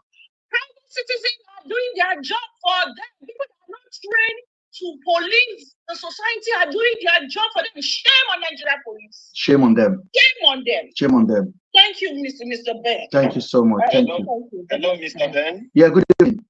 Yeah, this is Pat. Pat, good evening. Yes, it's based on this last caller. Yes. She did speak well, but because I've been following you, and because of the face of this platform, I will want us to, if it is possible, let's always be on the subject matter. Okay. I know she was trying to, kind of, bring examples and stuff together. But I will want to use this same time to kind of like correct her with respect to IPOB. Okay, go ahead. It is not established. It has not been established anywhere. And as a matter of fact, I can, because I'm an Igbo man, I can authoritatively say that Harrison has no business with IPOB. Are you in operation with them, Oga? Please, just let me. IPOB is indigenous people of Biafra. It's a criminal organization. Don't go there. Please, can you stop? It is never a criminal organization. IPOB is not a criminal organization. Please, order. This is not a hold on. Bona, let him finish, please, because he has a point. Let him finish his point, because he's going somewhere. If we are not aware, he want to educate us, because he said it. He want to correct something. He's not in any way accusing you of anything. Say, I want to correct an impression. It is very, very important that we know the optic of the whole situation. Nobody want to identify with Harrison. Harrison knows that he's condemned now. Go ahead, my brother.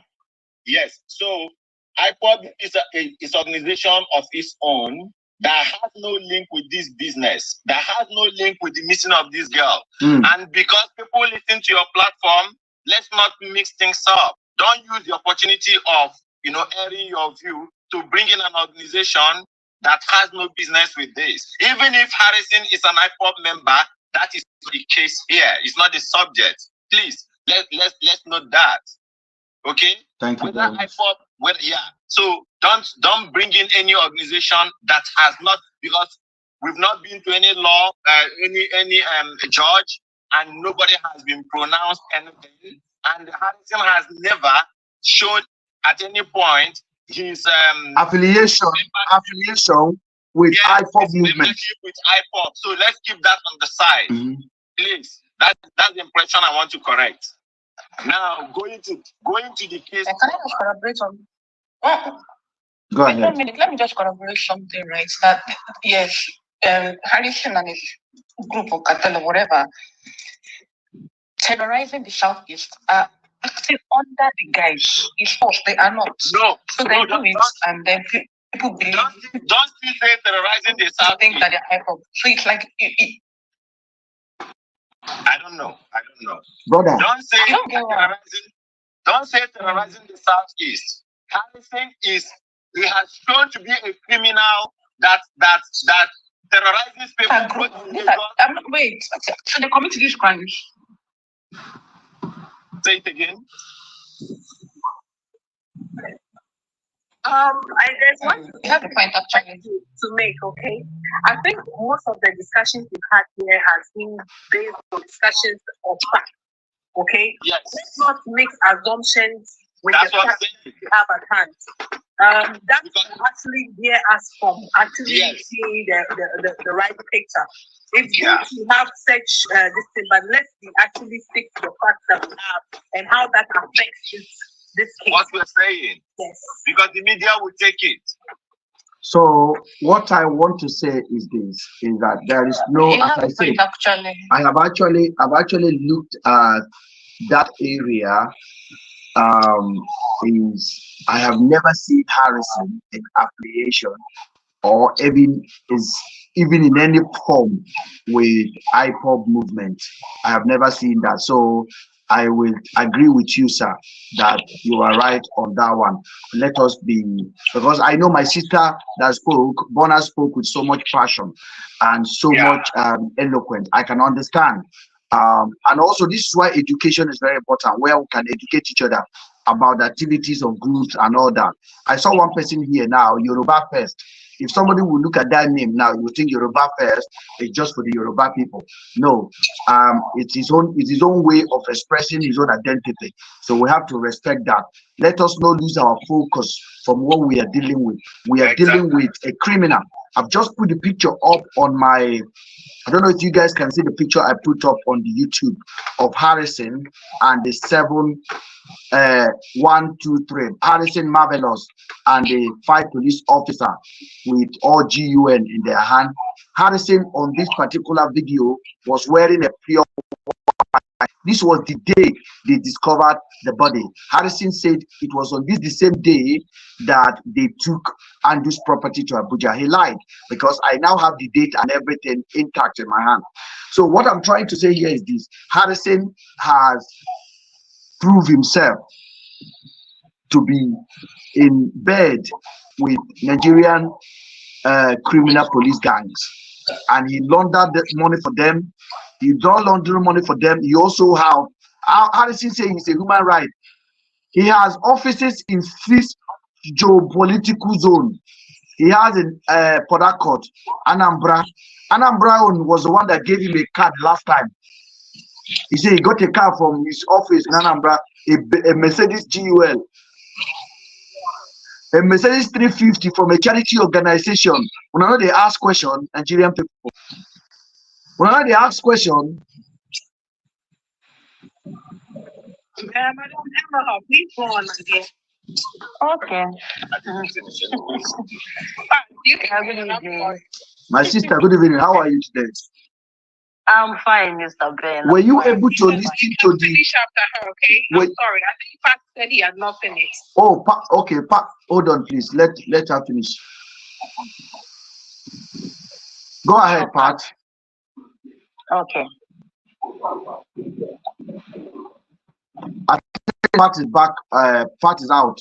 Pat, are you there? I think they muted him. No, I didn't. I'm here. I didn't mute him. No. So yeah, you are making a statement before we bring Elo in. So go ahead. Yeah, I first was to correct that impression. Then secondly was to take us back again. Because you remember from beginning, if you remember, it was like the first or the second or the third outing that I made mention that there is something Harrison was hiding. You did. And there is also something that Blessing was hiding. And in the midst of those things that both of them were hiding, I said that is where what will lead to finding Afiba and selling. And that is true. Now, from my own analysis, I think that Celine and Afiba, what happened to Celine and Afiba, Blessing knows. And it's obvious. Blessing's boyfriend knows. It's obvious. And I feel that nobody invited Harrison from the side of selling, and nobody invited this Sabio. Like, I don't believe that the husband of Afiba invited Sabio. I don't believe it's coincidental. I feel that Harrison was brought in to clean the job, and it was Harrison that even brought in the police officers. That's what I think. That's my thinking. So from the beginning, Harrison knew the game. He was working with the police officers to do a cleanup, because it's possible that he has done something for Blessing's boyfriend before in the past, and when this case needed somebody to help them do a cleanup, they invited him and he brought in his team. That's what I think. So he knew what was going on from the beginning.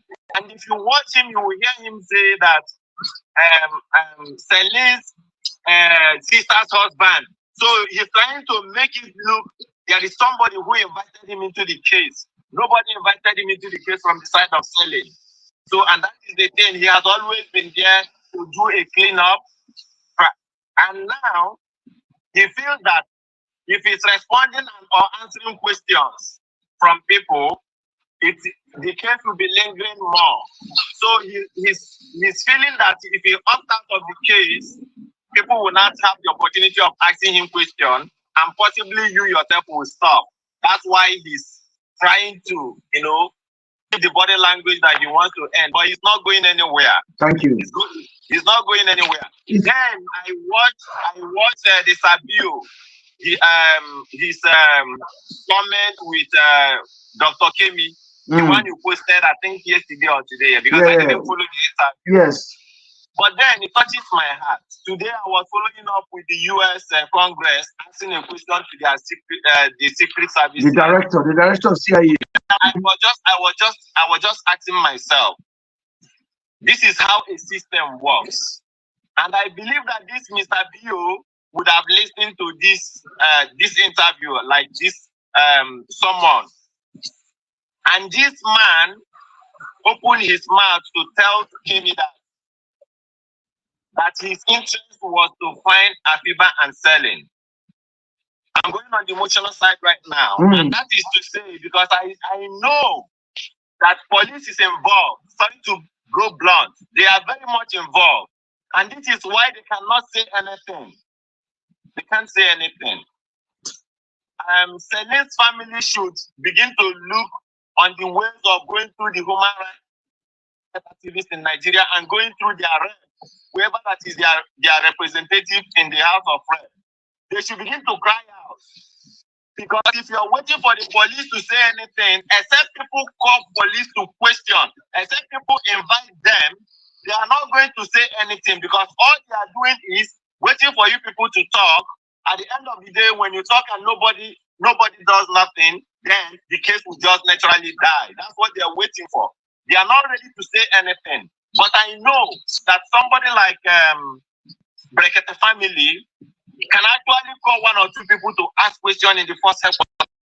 So these people, no matter how it is, because it is their daughter that is missing, they should look for a way and go and cry unto this man, and also look for a way to their House of Rep members. So they don't just keep waiting for police because they will not hear nothing. Thank you. So for Sabio, this is human beings that is involved, and you are using them to play politics. You tell Kemi that Kemi should not mind Ben, because Ben was fighting after. Was fighting for Andrew. If you, Sabio, if Ben should leave this case and you did not get a resultant, you did not get a full result of the whereabouts of Celine and Afiba, it will be upon you and your children. Because I don't know what you gain. I don't know how much Harrison and his team paid you to come to do this. Even when Ben was talking to somebody, you Sabio, jumped into the matter to tell the woman not to mind Ben. Where is your conscience? His name was not even mentioned. How much did they pay you? For 3 hours. How much did they pay you? To just rubbish the life of 2 or 3 people in question. What are you gaining? Do you know that this life, you cannot predict how long you will even live? How much did you get that you are doing this? Okay, that is the much I have to say. You're very kind. You're very kind with your word. Thank you so much. Go ahead, my sister. Hello. Okay. Sorry for keeping you so waiting. I'm being cold, so my voice might not be clear. Yeah, go ahead. Go ahead. We'll enjoy it like that. I just let me come because it's been long we have this live, and at the time I was worried. I was even saying I was going to reach out to you and Falila to know what happened that will not be coming on on this live. Okay. So please, I just want to brief, just talk a little about what Mr. Peteto did about me putting me up and all that. Yes. You know, I've not been able to come up since then. Yes. So I just noticed that after, it was like 2 days after I spoke on this live, I think about 2 days later, then he posted my pictures and said all sorts of things. Please, number one, I don't know Andrew. Yes. I don't know either of the girls. I was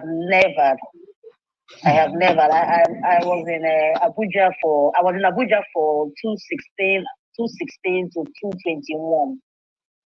I served at Abuja. I schooled in Enugu and I served at Abuja. So after service, I got a job. I was in Abuja from 2016. I came back to Port Harcourt 2021 when I lost my dad. I'm born and raised in Port Harcourt. So I've never met Andrew. I don't know Celine. I don't know Afiba. I'm only a consigned individual in this case. For 2 girls to be missing without no trace, it is very painful. We're all human beings. So that is why I had to come into this matter. So when I saw that he posted me and all those lies, I was like, who is this man really working for? It is crazy. That is just because, that is something I asked you that day. I'm asking for this man to put my picture up in his platform. And lied. And said, lied. As in everything he said are all lies. In fact, from that moment, I said, God, what is happening in this case? It was that day I knew that this case, there is more to this case that we are even seeing. for him to put up, as in he's just looking for a way to just make this case die, lie on people. As in, I don't, even up till now, I'm still just like, why will this man? Who is this person? Who is this man? Who is this man? Nigerians must know that that was a lie, and they know. I am not bothered. Whatever he wants to do, God sees my heart. My hands are clean. I will still talk about this matter until we have a solution. Until these ladies are found. Until these ladies are found, we will still keep on talking about it. I will come on this platform and I will talk about it. I will support in any way I can. Thank you. Until these ladies are found. So I was just worried then for some time now with you. People have not been coming on live. I said I will reach out to nobody. No, I was I lost a friend of mine. Yes, I know. Yeah, and then obviously, and I was getting sick as well. I was having cold and I was constantly not concentrating, and also my business was suffering as well. So I had to like start and then push a whole week to do a lot that I can do. But you'll be seeing me online, and we're not giving up on this case. My life has been threatening. I have received more than 1,000 messages of people threatening me, phone call upon phone calls. And but what I have been able to do is this: I hold on to truth and I hold on to God. And today we are still standing, pushing for that courageous victory that Nigerian police, God will touch their heart to come out and confess for what they did, because it is not easy for the family of Afiba and Celine.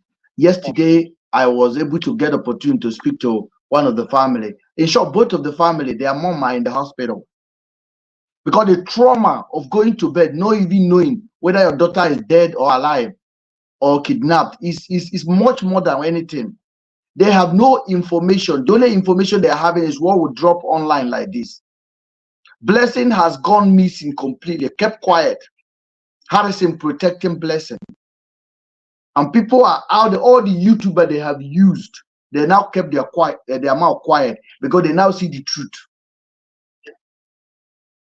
They're not coming back to help again. Just imagine what it takes for Sabio to come here, pick up a woman, go to her profile, copy a picture, and post it on his miserable platform and say, this is black sheep followers, black sheep secretary. How does this even make any sense?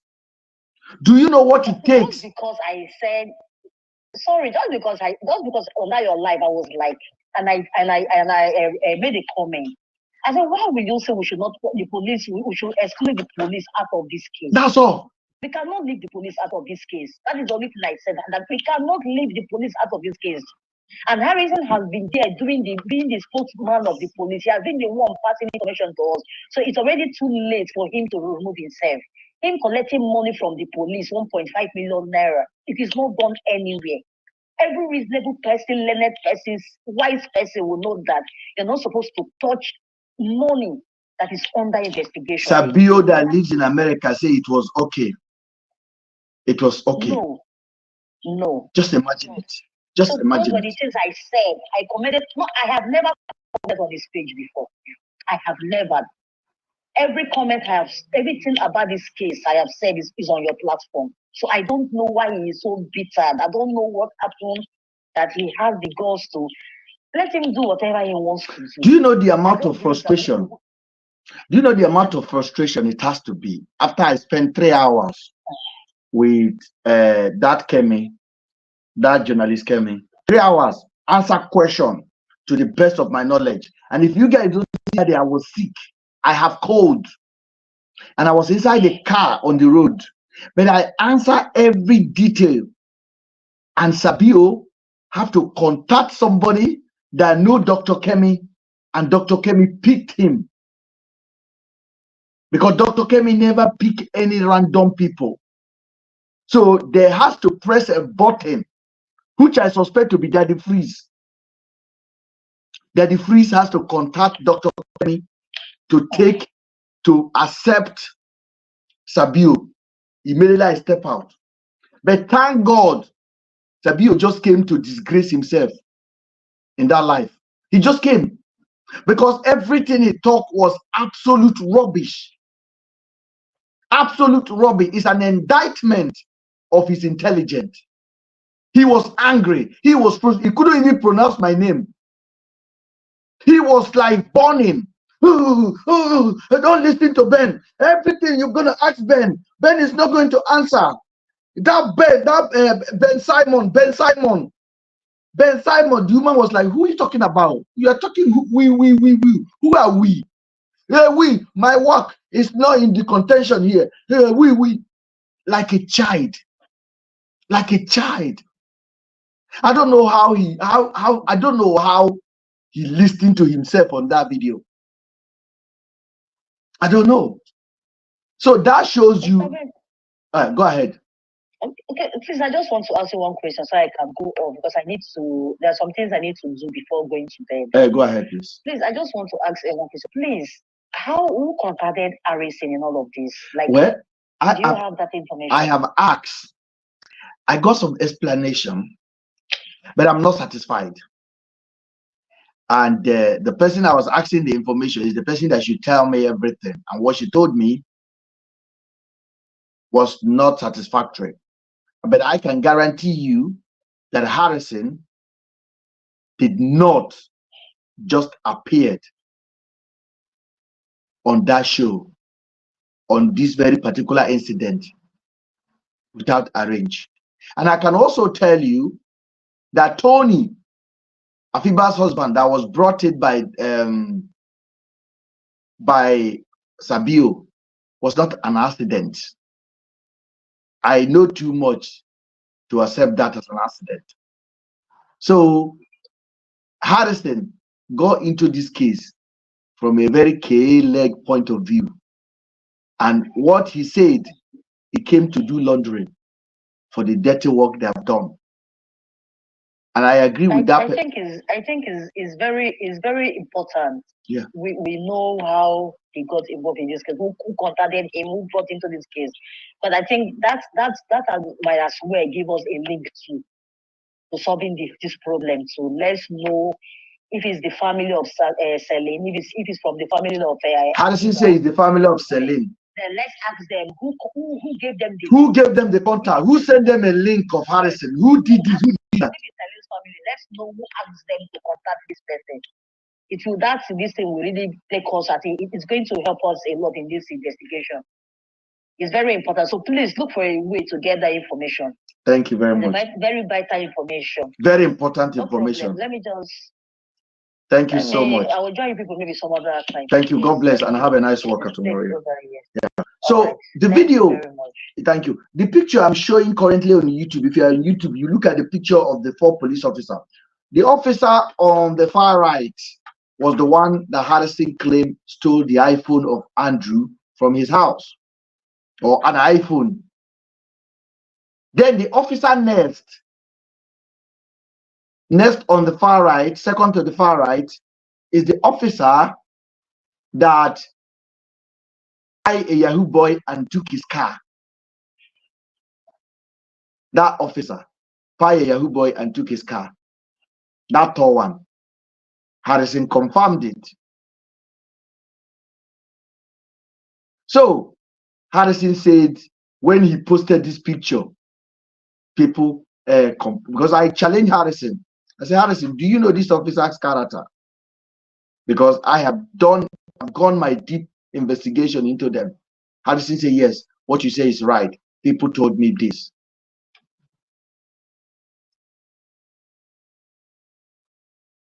Harrison said, yes, people told me this.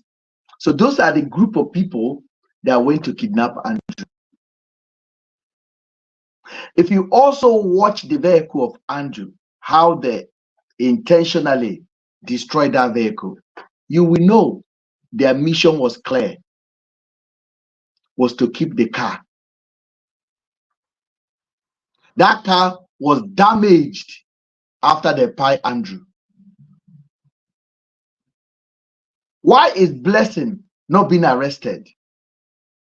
Why do we accept the excuse that Blessing gave about why he did not report, why she did not report the SOS message 48 hours. I asked in the morning, if I rob your car today, right now, if I take your car now and I steal your car from in front of your driveway, I can drive from here to Poland in 48 hours. I can drive from UK to Poland. In short, in half of 48 hours. To go to Poland from here is about 25 hours. I can basically do that. It's like a full 2 days.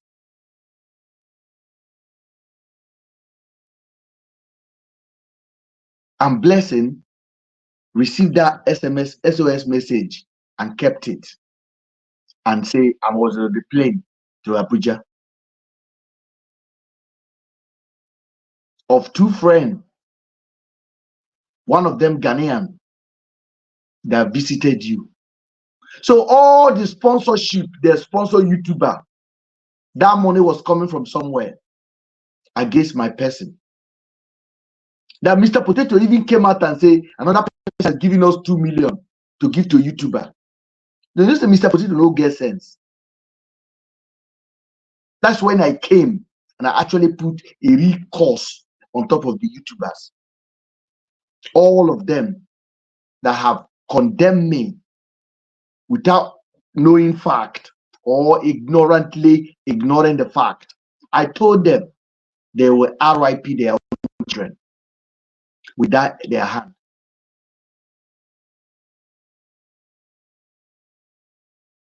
I didn't do anything wrong.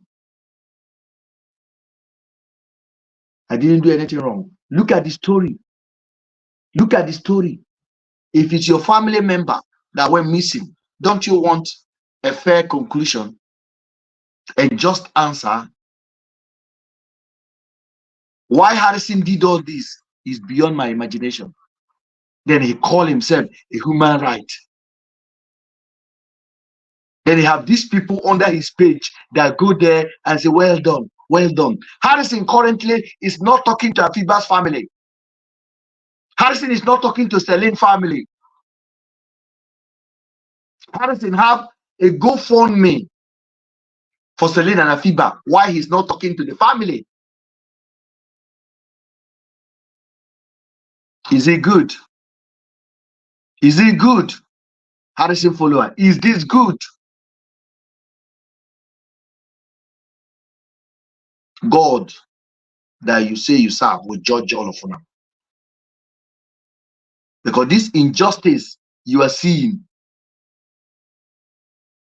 is right there coming back to you. Every time you point hand on somebody, 4 finger is pointing back to you. When you point 1 finger, 4 is pointing back to you. That injustice must definitely come back to haunt you. Because this case was clear cut of fraud.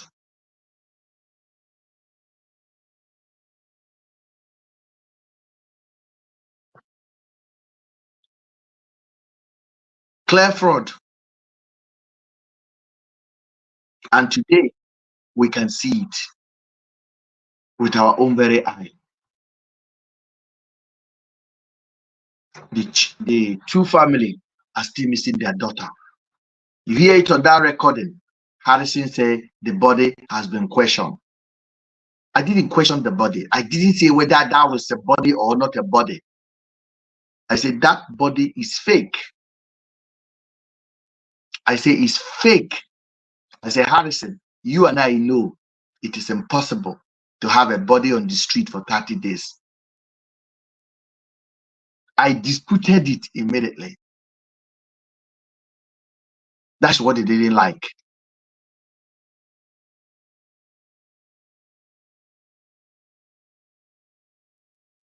So, as we round up, keep the prayer on, keep the hope alive, keep supporting justice, fairness.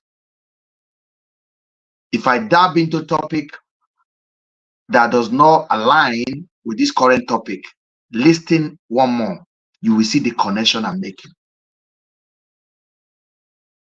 If I dab into any topic that does not align with what we are discussing. Don't give up. Listen one more. You will see the connection I'm making. When I dive into P2B today, I made the connection clear.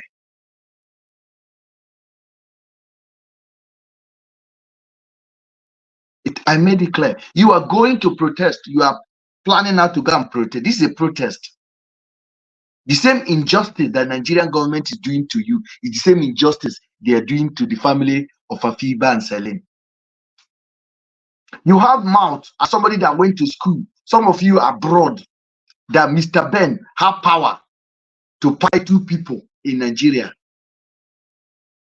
Me. Where is your common sense?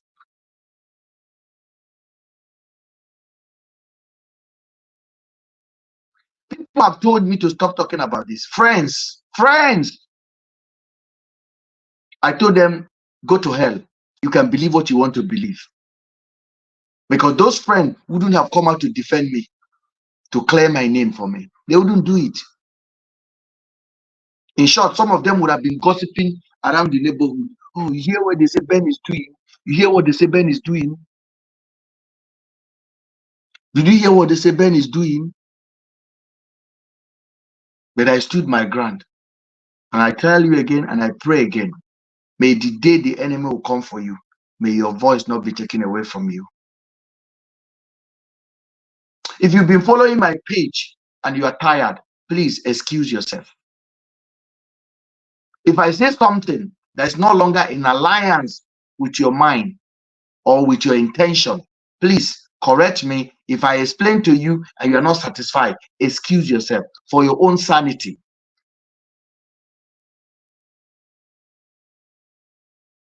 Because everything I am doing, I know what I am exactly cutting out to do.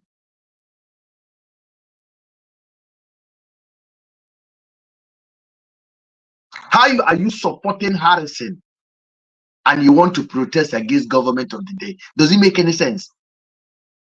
Does it make any sense? What is the difference between Harrison and your senators and your elected officials?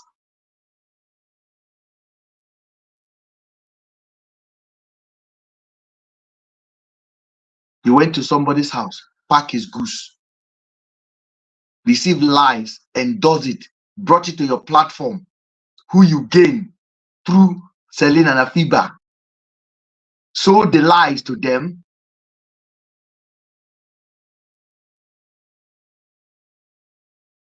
And you say you want to step out. And people are clapping for you.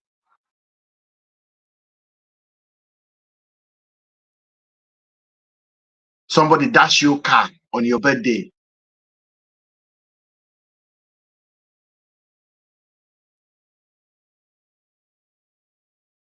How are you funding? Harrison, how are you funding your charity organization? How are you paying those staff? How? How are you paying them? Tell me. Which work are you doing?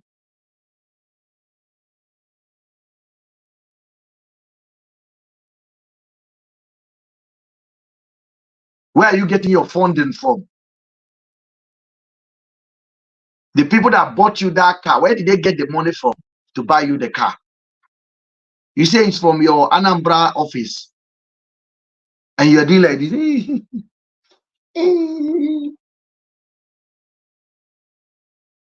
Surprise! Surprise! God, I beg. Just like are we this myopic in this country? Are we this out of touch with the reality?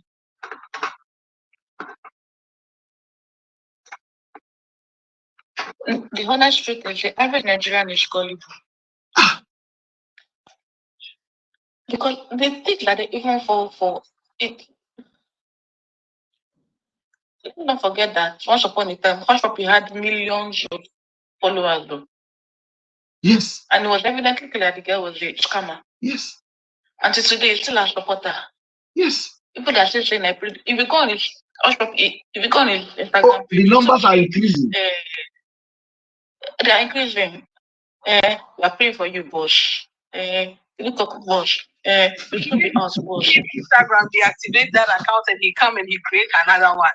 Millions. Don't follow. The same day. No, seriously. If Osho come back to Nigeria and contest for president, he will win. And they want, and these people are fighting, Tinubu.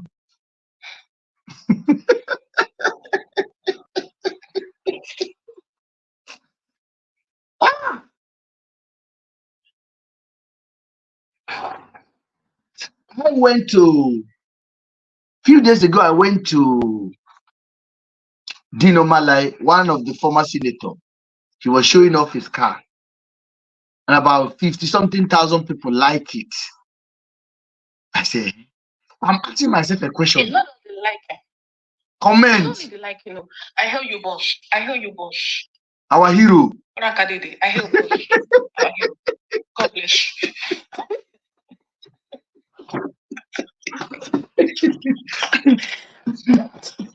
And I don't look, and I said, this one is insulting you, but you don't know. In the midst of your poverty, he's throwing all the money he has looted from you in your faces. And you're saying, I hear boss. And anybody that talk against the man, they will come and attack the guy immediately, the person immediately under the comment section. And they will tell you, stop being jealous of blessing.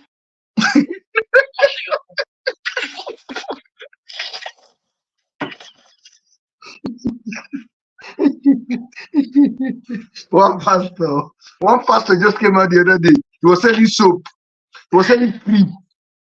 He was selling things. He was selling stone. They used to stone Jesus. One comedian was asking, did they multiply the stone David used, Goliath? Did they multiply Did they multiply it? Because it was supposed to be one stone now. Fish hook, the one that Jesus gave them to. They were selling fish hook. Get them to catch fish. And these people. He has online shop. Yes, where he's selling all this rubbish. It's online. Yes, and people are buying. He has followers. So what are you telling me? So let me ask you. Let me just say this. And every Sunday, that Pastor Jeremiah gather people, more than 1,000 human beings. What is 1,000? They say his church is big. They're professors. They're lawyers. Lawyers, doctors. Each other inside the building. Tell me. So you can see the bigger. So how do you actually redeem that country? No, it's impossible. There's something. No, the guy will be offended. That person never agree. When the person forgives us, they would. But the person will be offended many years ago. No. The person is yet to release. The person have released. The person has not released us. Then the person releases us. No, I watched that guy. I watched that Pastor Jeremiah. I could not believe my eye. I was like, is this for real? Now, like, is it a skit? Is it a comedy? But it's real. It's real. Our members go to that church. The thing is, and it has plenty, thousands. It's always full. Beautiful women, fine women, people that you see on the street, and you be like, people, and I'm saying, yeah, amen. I saw doctors are there, lawyers, professors are there, some of our politicians are there. I mean, open online shop. I must carry my twins' daughter. He's selling 5,000 naira. The one of 3,000. So, what are we saying? You can see a bigger picture. One came out and said, miracle money will appear in your pocket. And thousands of people raise up their hand. And you hear one person shout, I've received it. Alert. And I'm thinking, there are crowds. I could not believe my eye. It's a big mess. You see, it's a very, very big mess. What we have been advocating here and putting here that people will have to learn. Okay. I used to tell my friends and my people back home. Okay, I am a Muslim. Okay, and if you come to the States, we have masjids, which normally you call a mosque. You know, thank you, my sister. Every cities they have mosque and stuff like that, but you find out that all these mosques are actually closed and are only open during the time of prayer. All right, we actually had a person that lead us in prayer, even during the fast. He was a police officer. He actually comes in there with his uniform, and he's an imam. Okay, he's an imam, meaning he is the leader of that masjid, but he's a police officer. He comes from work with his uniform to lead prayers. After we are done, the mosque is locked and everybody goes back to work. Those who don't have work go back home to rest so they can go to work again. They don't go sit there 24 hours, not doing anything. They don't go sit there praying from morning to evening, not doing anything. And that is what we are preaching here for the youth that are coming up. Over here, there are churches. Sometimes people even ask, the only people you see in those churches are old people. Because the new generation here, they are working hours and hours of work. What time do they have to go spend 12 hours at a church? What time do they have to go spend 13 hours, 24 hours of their time sleeping in a church? They don't have that time because they have bills that needs to be paid. They have responsibilities, which means if you are working 2 jobs, you leave here, you go here. Okay? So you are praying on your own. You are learning how to build your own religious life. You learn how to count on God by yourself. You are not paying anybody to pray on your behalf. It's the amen for me that really make me like, when somebody is doing amen or your blessing is mine, and I'm asking myself a question. Again, Mr. Ben, like you said, you see, when you post stuff, okay, people should learn how to take their time and connect the dots. Okay, this morning I had a conversation with you where after you posted P2B and we're having people who were not actually happy about it and stuff like that. And it comes back again. As a youth of Africa, as a youth that looks at your future in the next 10 years, 5 years, what do you expect your government to do for you? What do you expect to achieve from the people that you would go and support to use your time to vote for? I also told you, I said, I know why you posted that. I don't know much about Nigerian politics, but Toby became very, very popular during your last election. He's a very calm man. In my opinion, for a country like Nigeria, for you to be a president, the last thing you should be afraid of is to be imprisoned or to be manhandled or you have to have the courage. Okay? Most people here, I'll use a movie as an example. If any of you have watched Game of Thrones, where it's not even about, it's kind of about politics, but it's about being a leader. For you to climb, to actually go and take that seat, what it entails. It's a savage. It entails fight. It entails courage. It entails you want it. It entails you mobilizing the people that believe in you. It entails you being a leader. And our generation should be advocating for that. You remember you said after campaign or after they did the election, you don't hear from your party representative anymore. Is that how it's supposed to be? Especially for a representative that is new to the system of this political space. He should be active. He should be talking about issues that are happening in your country. He should show you that he will lead you people to where you want to be. That is how you choose a leader. Okay? That is how you follow one. Because in our time, in my language, in Ghana, they will say, you cannot fight a fight where, especially big as going for something like the presidency to lead the youth, because for me, it's the youth that believe in this person. And therefore, he should have that demeanor to move the youth with him. That means, since it was your first attempt, you had a good chance. You have to actually, your campaigning for the next election should start immediately this government starts. Because now you have to work, you have to move the people with you. You have to put the right people on track. You have to criticize government. You have to speak for the speechless. But you people will say, oh, you don't have, that is why we have checks and balances, Africa. Don't follow people sheeply. Like, that is how politicians will come and call people during election, go and fight. Then they'll go and fight, then they'll go and die for one politician. Because they don't ask questions, because they don't care about why do you want me to go and fight? While these people, their children are sleeping in the house, or their children have even Japan to outside the country enjoying life. And you, your parents cannot even afford to bail you out of jail or to bail you. I believe it's very different in your country part, but that is what I'm saying. Your country, in Nigeria, I know politics is a little harder. That is why you need a leader that is not afraid. Okay? Okay. The question I asked was quite very simple.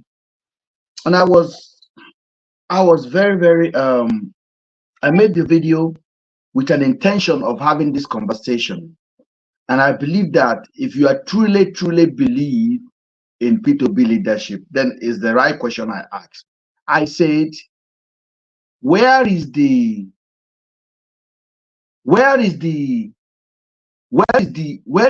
Labour Party senators, House of Rep members? Have we had them? Can anybody show me one post where they are critical of the policy of this government? Can anybody just show me? Zero. Can anybody show us where they rejected the money that the rest of other parties are sharing? Zero. And I said, if P2B think doing this hand and shake up and down will give him presidency, it's not going to happen. He will never be president. And I meant it, because it doesn't look like the political party he came up with is basically broken down in pieces now. What left now is that those senators and the governor, they will start the campaign very soon.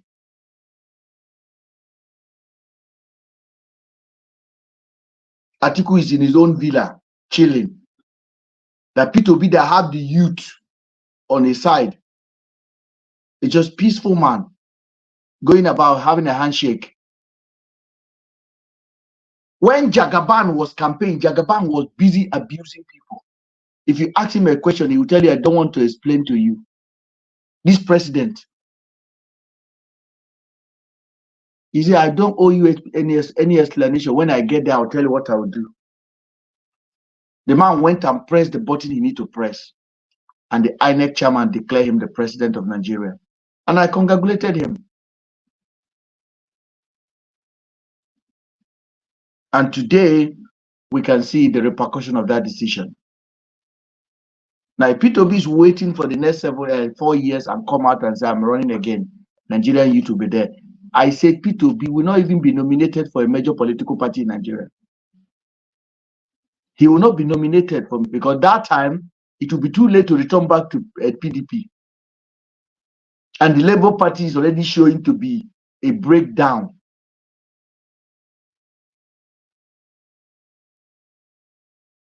So the man should come back to PDP now if you have any possibility of winning that ticket. Because there's nothing called Labour Party. He was the Labour.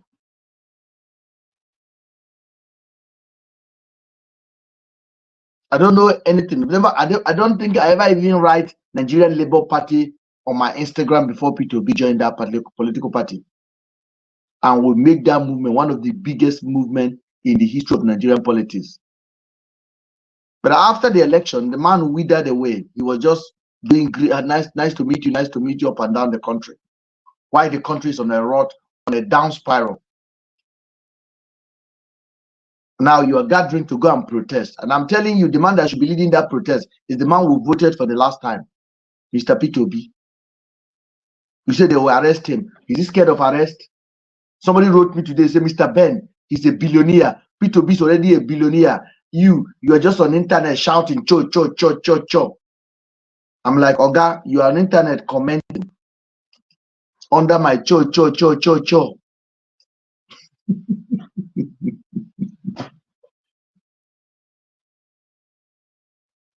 Nigeria is the failed state, Cassandra. Nigeria is exhibiting every recipe of a failed state. You know what? The thing about it is that I feel like every Nigerian is just waiting in line to be the next operation. So that they can take their own time, yeah. So they can take their own time. So those who criticize don't want to be criticized.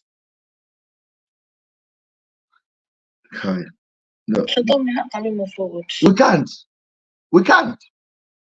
People that were attacking me were people that have followed this page. Hey, Mr. Ben, you cannot tell anything. I like you. I said, brother, go and read what I say.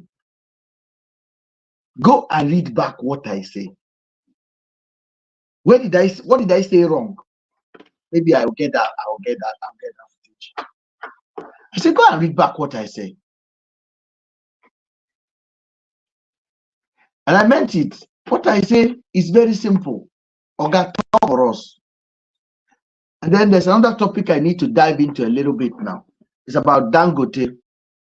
Dangote has been complaining for the last 2 days or 4 days that Nigerian government is tightening things on him. And people are blaming this government for doing it. If you go into the comment section, people are blaming Tinubu government. Dangote has been a monopoly of everything called Nigerian product. Talk about cement, then he ventured into oil, because every subsequent northern government basically support this man. Tinubu is now doing check and balance now. And people are crying. I am from Kogi State. For the last 15 years, Dangote has been mining the product, the raw material they need in Kogi to do cement in Kogi. Go to Kogi. If you stand on the road, more than 20 of his lorries are carrying things out of that state every day.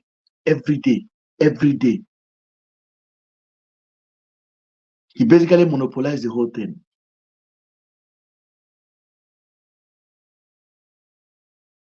So a government came in now, and that government is asking, hey, if Buhari did not check you, I'm checking you. Ibeto Cement was basically pie for Dangote Cement to stay relevant. Ibeto was an Igbo man. A billionaire who started a cement factory. Every subsequent government that come, they will make sure they grant that cement company, so that Dangote can control the whole cement industry in Africa. Now, the current government does not favor him. Nigeria cannot see beyond what is being said. I want you to listen to this, please. Very important. This is from Sheung. I listened to it earlier, but I will want you guys to listen to it. It's about current what we are talking about now. We're not just consigned. We are universal when it comes to having a conversation such as this. Is it a national business? This is Dangote's personal. Now he choose say he won't enter that business. No gun to his head. Nobody tire. He said, I'm business. They say capitalism. Business is win or lose. It's either you do the business well and you gain. This is capitalism. So at the time, this is what capitalism says. Business means say if you do your business well, you move forward. If you don't do your business well, I want us to listen to this very well. Why we say when the rich men of Nigeria do business, no work well, we must come and help them out. That is socialism. They go tell them they say socialism is bad. Socialism is bad. But when they fuck up, they immediately run to the government for public money. And that's what Dangote has been Just doing. like we do in Nigeria, everywhere in the world. They run to the government for public money. They run to the government for public money. But then I buy all Nigeria textile mill. What happened to all the mills? They will just come outside. When they don't bow and finish, you know how much federal government put for that refinery? They give 2 billion. I did it live. The day they announced they give them 2 billion for 20% of that refinery. Government gave them just $2 billion for just 20% of that refinery. That refinery is 680,000 barrels per day capacity and fertilizer. That same day, Sinclair Oil for America, I mean that's the name of the company, I think Sinclair or something, I can check later. They sold the same size of refinery with rail tracks, with trains, with the same fertilizer, with everything. Giant refinery, just like Dangote. The entire thing they sold it for $2 billion. The entire thing in America was sold. America where workers earn more, where things are more expensive than Nigeria. They sold that same size of refinery that day for $2 billion. Federal government buy 20% of Dangote, or just 20% for the same $2 billion. This Dangote has the audacity to come and say one government is sabotage. I said, in the last 5 years, has the government of Nigeria spent $2 billion on Nigerian education for all of us to educate all of our children? We don't see $2 billion. $2 billion is over 300 billion naira.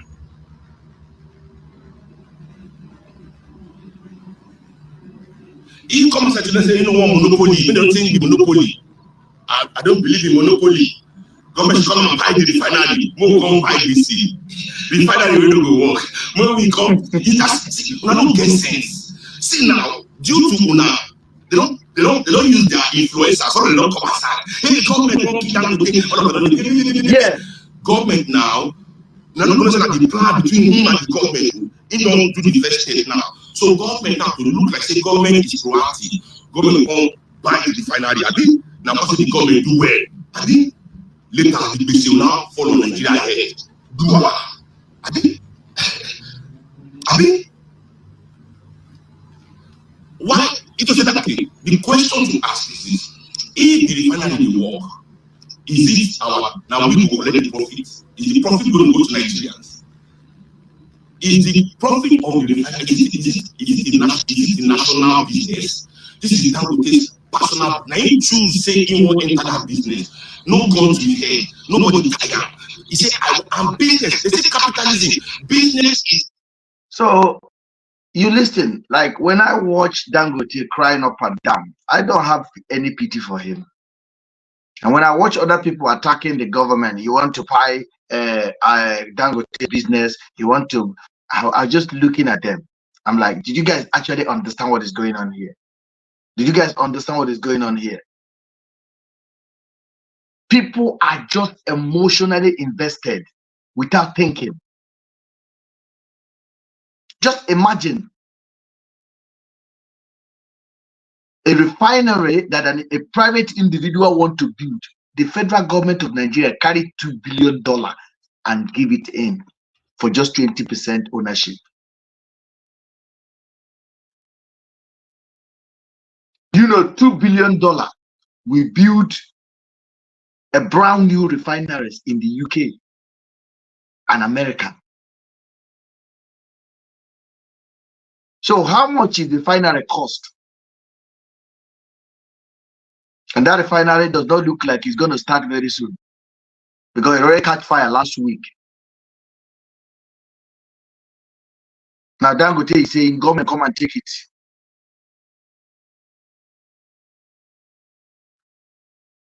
I want us to criticize the government always, but let us see policy that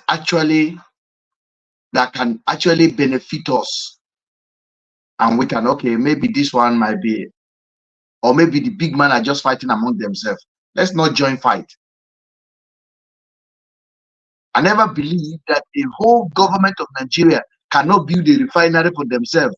A private individual will just rise up and start building a refinery on the back shoulder of collecting free oil from Nigeria and refining it. I've never seen that with so stressed in his life. For the last 2 days, he's been giving press interview. He's frustrated. But when Buhari was there, he was not frustrated. When Yar'Adua was there, he was not frustrated. When Jonathan was there, he was not frustrated. When Obasanjo was there, Obasanjo was actually the guy that basically liquidated Ibeto Cement for Dangote to rise. Some of our people, we're not just universal when it comes to this. Now, you guys think, go back to my old video. In short, I will start playing it now. Old video of 4 years ago, 5 years ago. I never see Dangote as a billionaire. I never see him. I never see all these people as a billionaire. I see them as people that kept Nigeria where Nigeria is today.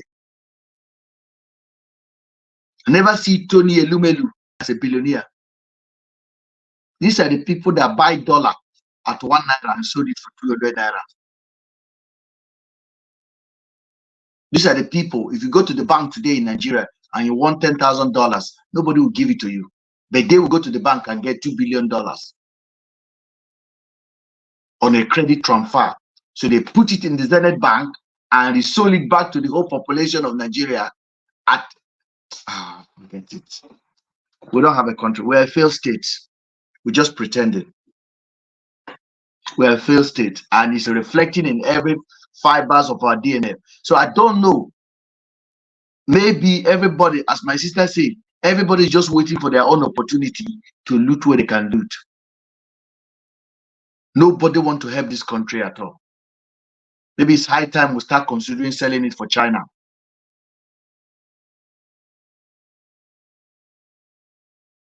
Because I don't know.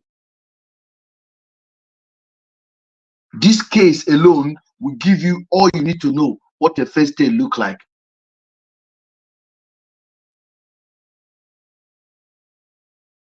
This is a failed state.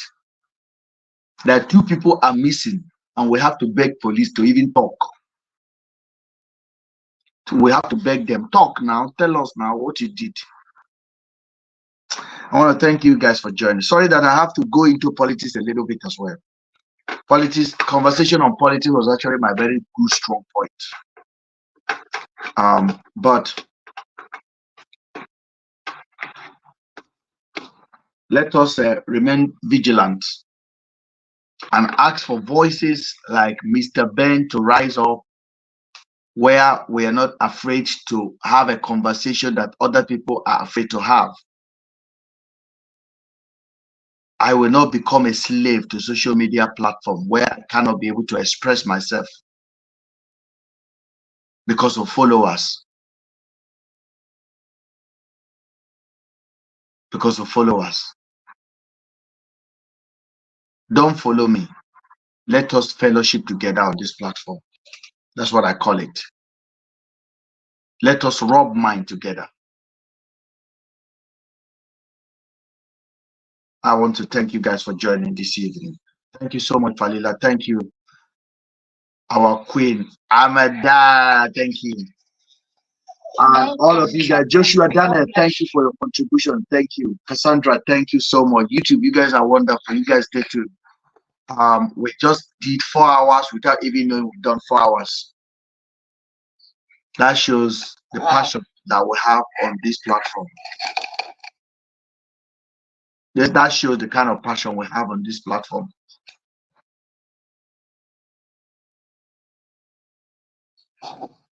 This country will not change without us changing our mindset, our belief system, our understanding, our priority.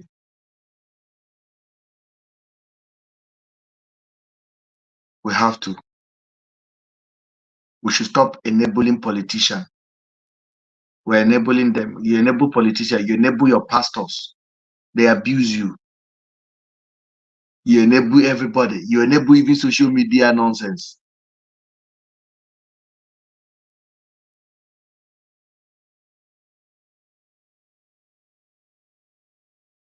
I have an intention to continue talking about Afiba and Sele matter, and I'll keep doing it.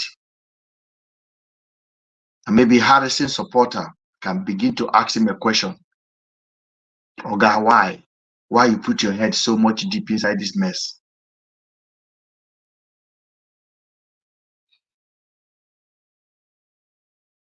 So thank you so much. I'll be going.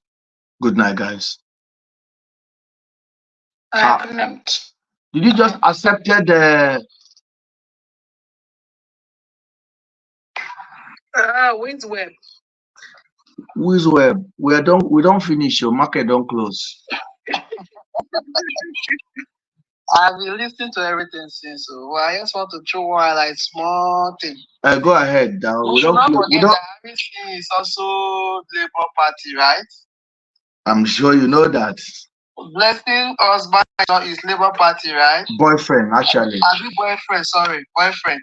Labour Party. Labour Party. So I will leave the rest for God. Thank you, my brother. So they now know why I have to make that. Go ahead. Go ahead. We go nowhere. This country, we go nowhere. Now, she this we go continue to be. Now, for sale. Many people say that. No need to sell it. Let Jesus remain like this. Maybe, they need to create a new set of Nigerians to replace this one for the country to be okay. Because I don't see any headlights at all. It's not possible. It's not possible. Right to look left. It's not possible. You look right, you look left. Solution, nothing anywhere. They're like everybody. It's frustrating. It's actually frustrating to say the least. If there's anything I'm always grateful for, that I might still have my own brain intact that cannot be manipulated, that I can use to think, dig it, and think for myself critically and logically, so that somebody will not be. But majority of people, now, do they follow me, like sheep? That sheep mentality is terrible. If you want to really know the mentality of Nigeria, go to comment section of anything that happened that has something to do with them, with the society. You will see people telling you, hey, and only you, hey, let's go drag this person. Let's go and drag this person. And I'm thinking in my head, so you're calling people, let's go and drag person that is talking for you. They are easily manipulated. Now let me add one more thing here. They know what we like, right? She did Big Brother show. There's a reason why Big Brother Africa doesn't hear again. There's a reason why I think in South Africa, so it doesn't really. I'm not sure. And most of this, why is the one in Nigeria? You now see people, youths of Nigeria, they'll open Twitter space and they're talking about Big Brother contestant. And they'll be on Twitter space. And they're there all day long talking about it.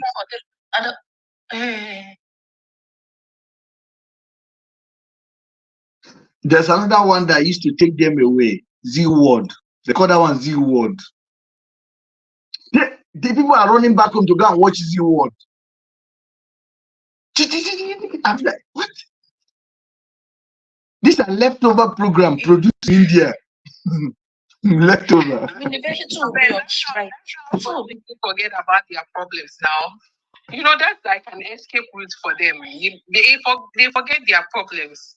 Can't you see some of the TV stations can even do voiceover for these shows where they are not speaking their Hindu language, but they are speaking in a local in my country, Ghana, like this, you hear them, they are speaking. Now, they did a whole voiceover that they are speaking our local language so that even the illiterate will understand what they are saying. What they are saying. That's how far they went with these G-World and Hindu stuff. Hey. So you should know that we have a lot of work to do, really. Nah, it's we're kind of people that we fight for God, our own problems. Now we forgot to fight. I mean, it's an upside down situation. It's a hell. It's a hell. It's so painful. It's so painful, and that's why you see Nigeria is a lot of people. Nigeria is a beautiful country.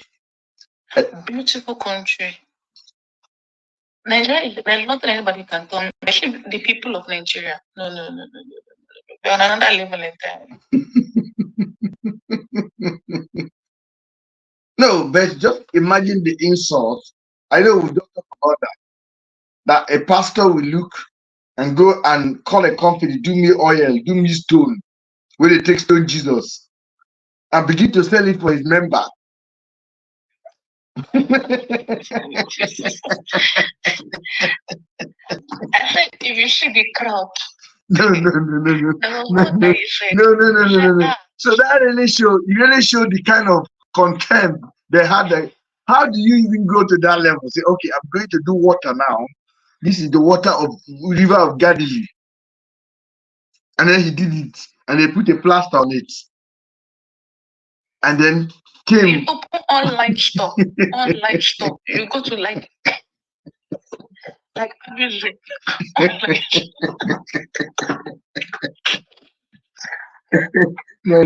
Let's see finish this. Sometimes we need to laugh because these are people that they feel us. We need to laugh. No, these people don't see us finish. They see us finish. I don't like to.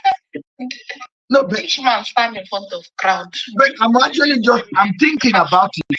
I'm actually thinking like, what do you think? Like the man sat down and he think, okay, my members are so fools. I'm going to produce stones that they used to stone the devil and begin to sell it for them. I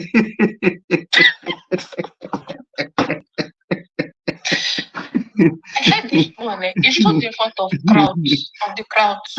Beautiful women, educated, fine girls, chicks and all that.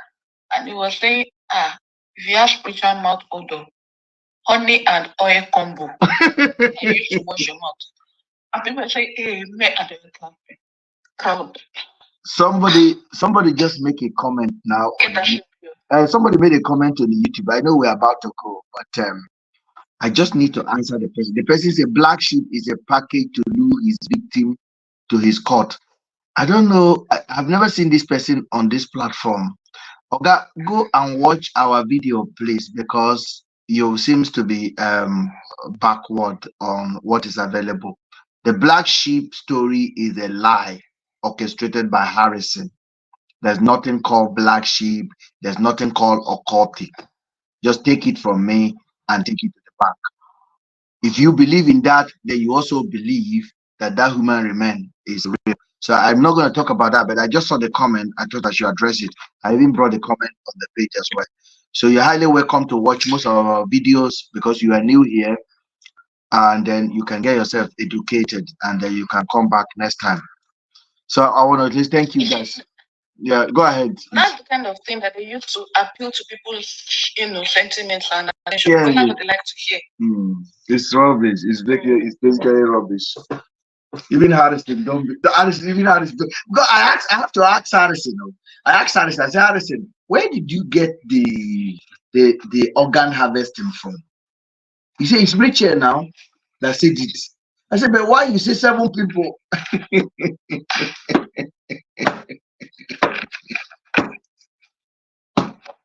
Oh, Nigerians, I bless you, man. God will save us. Now, thank you so much. Good night, guys. Let me go and crash. Thank you, guys. Thank you.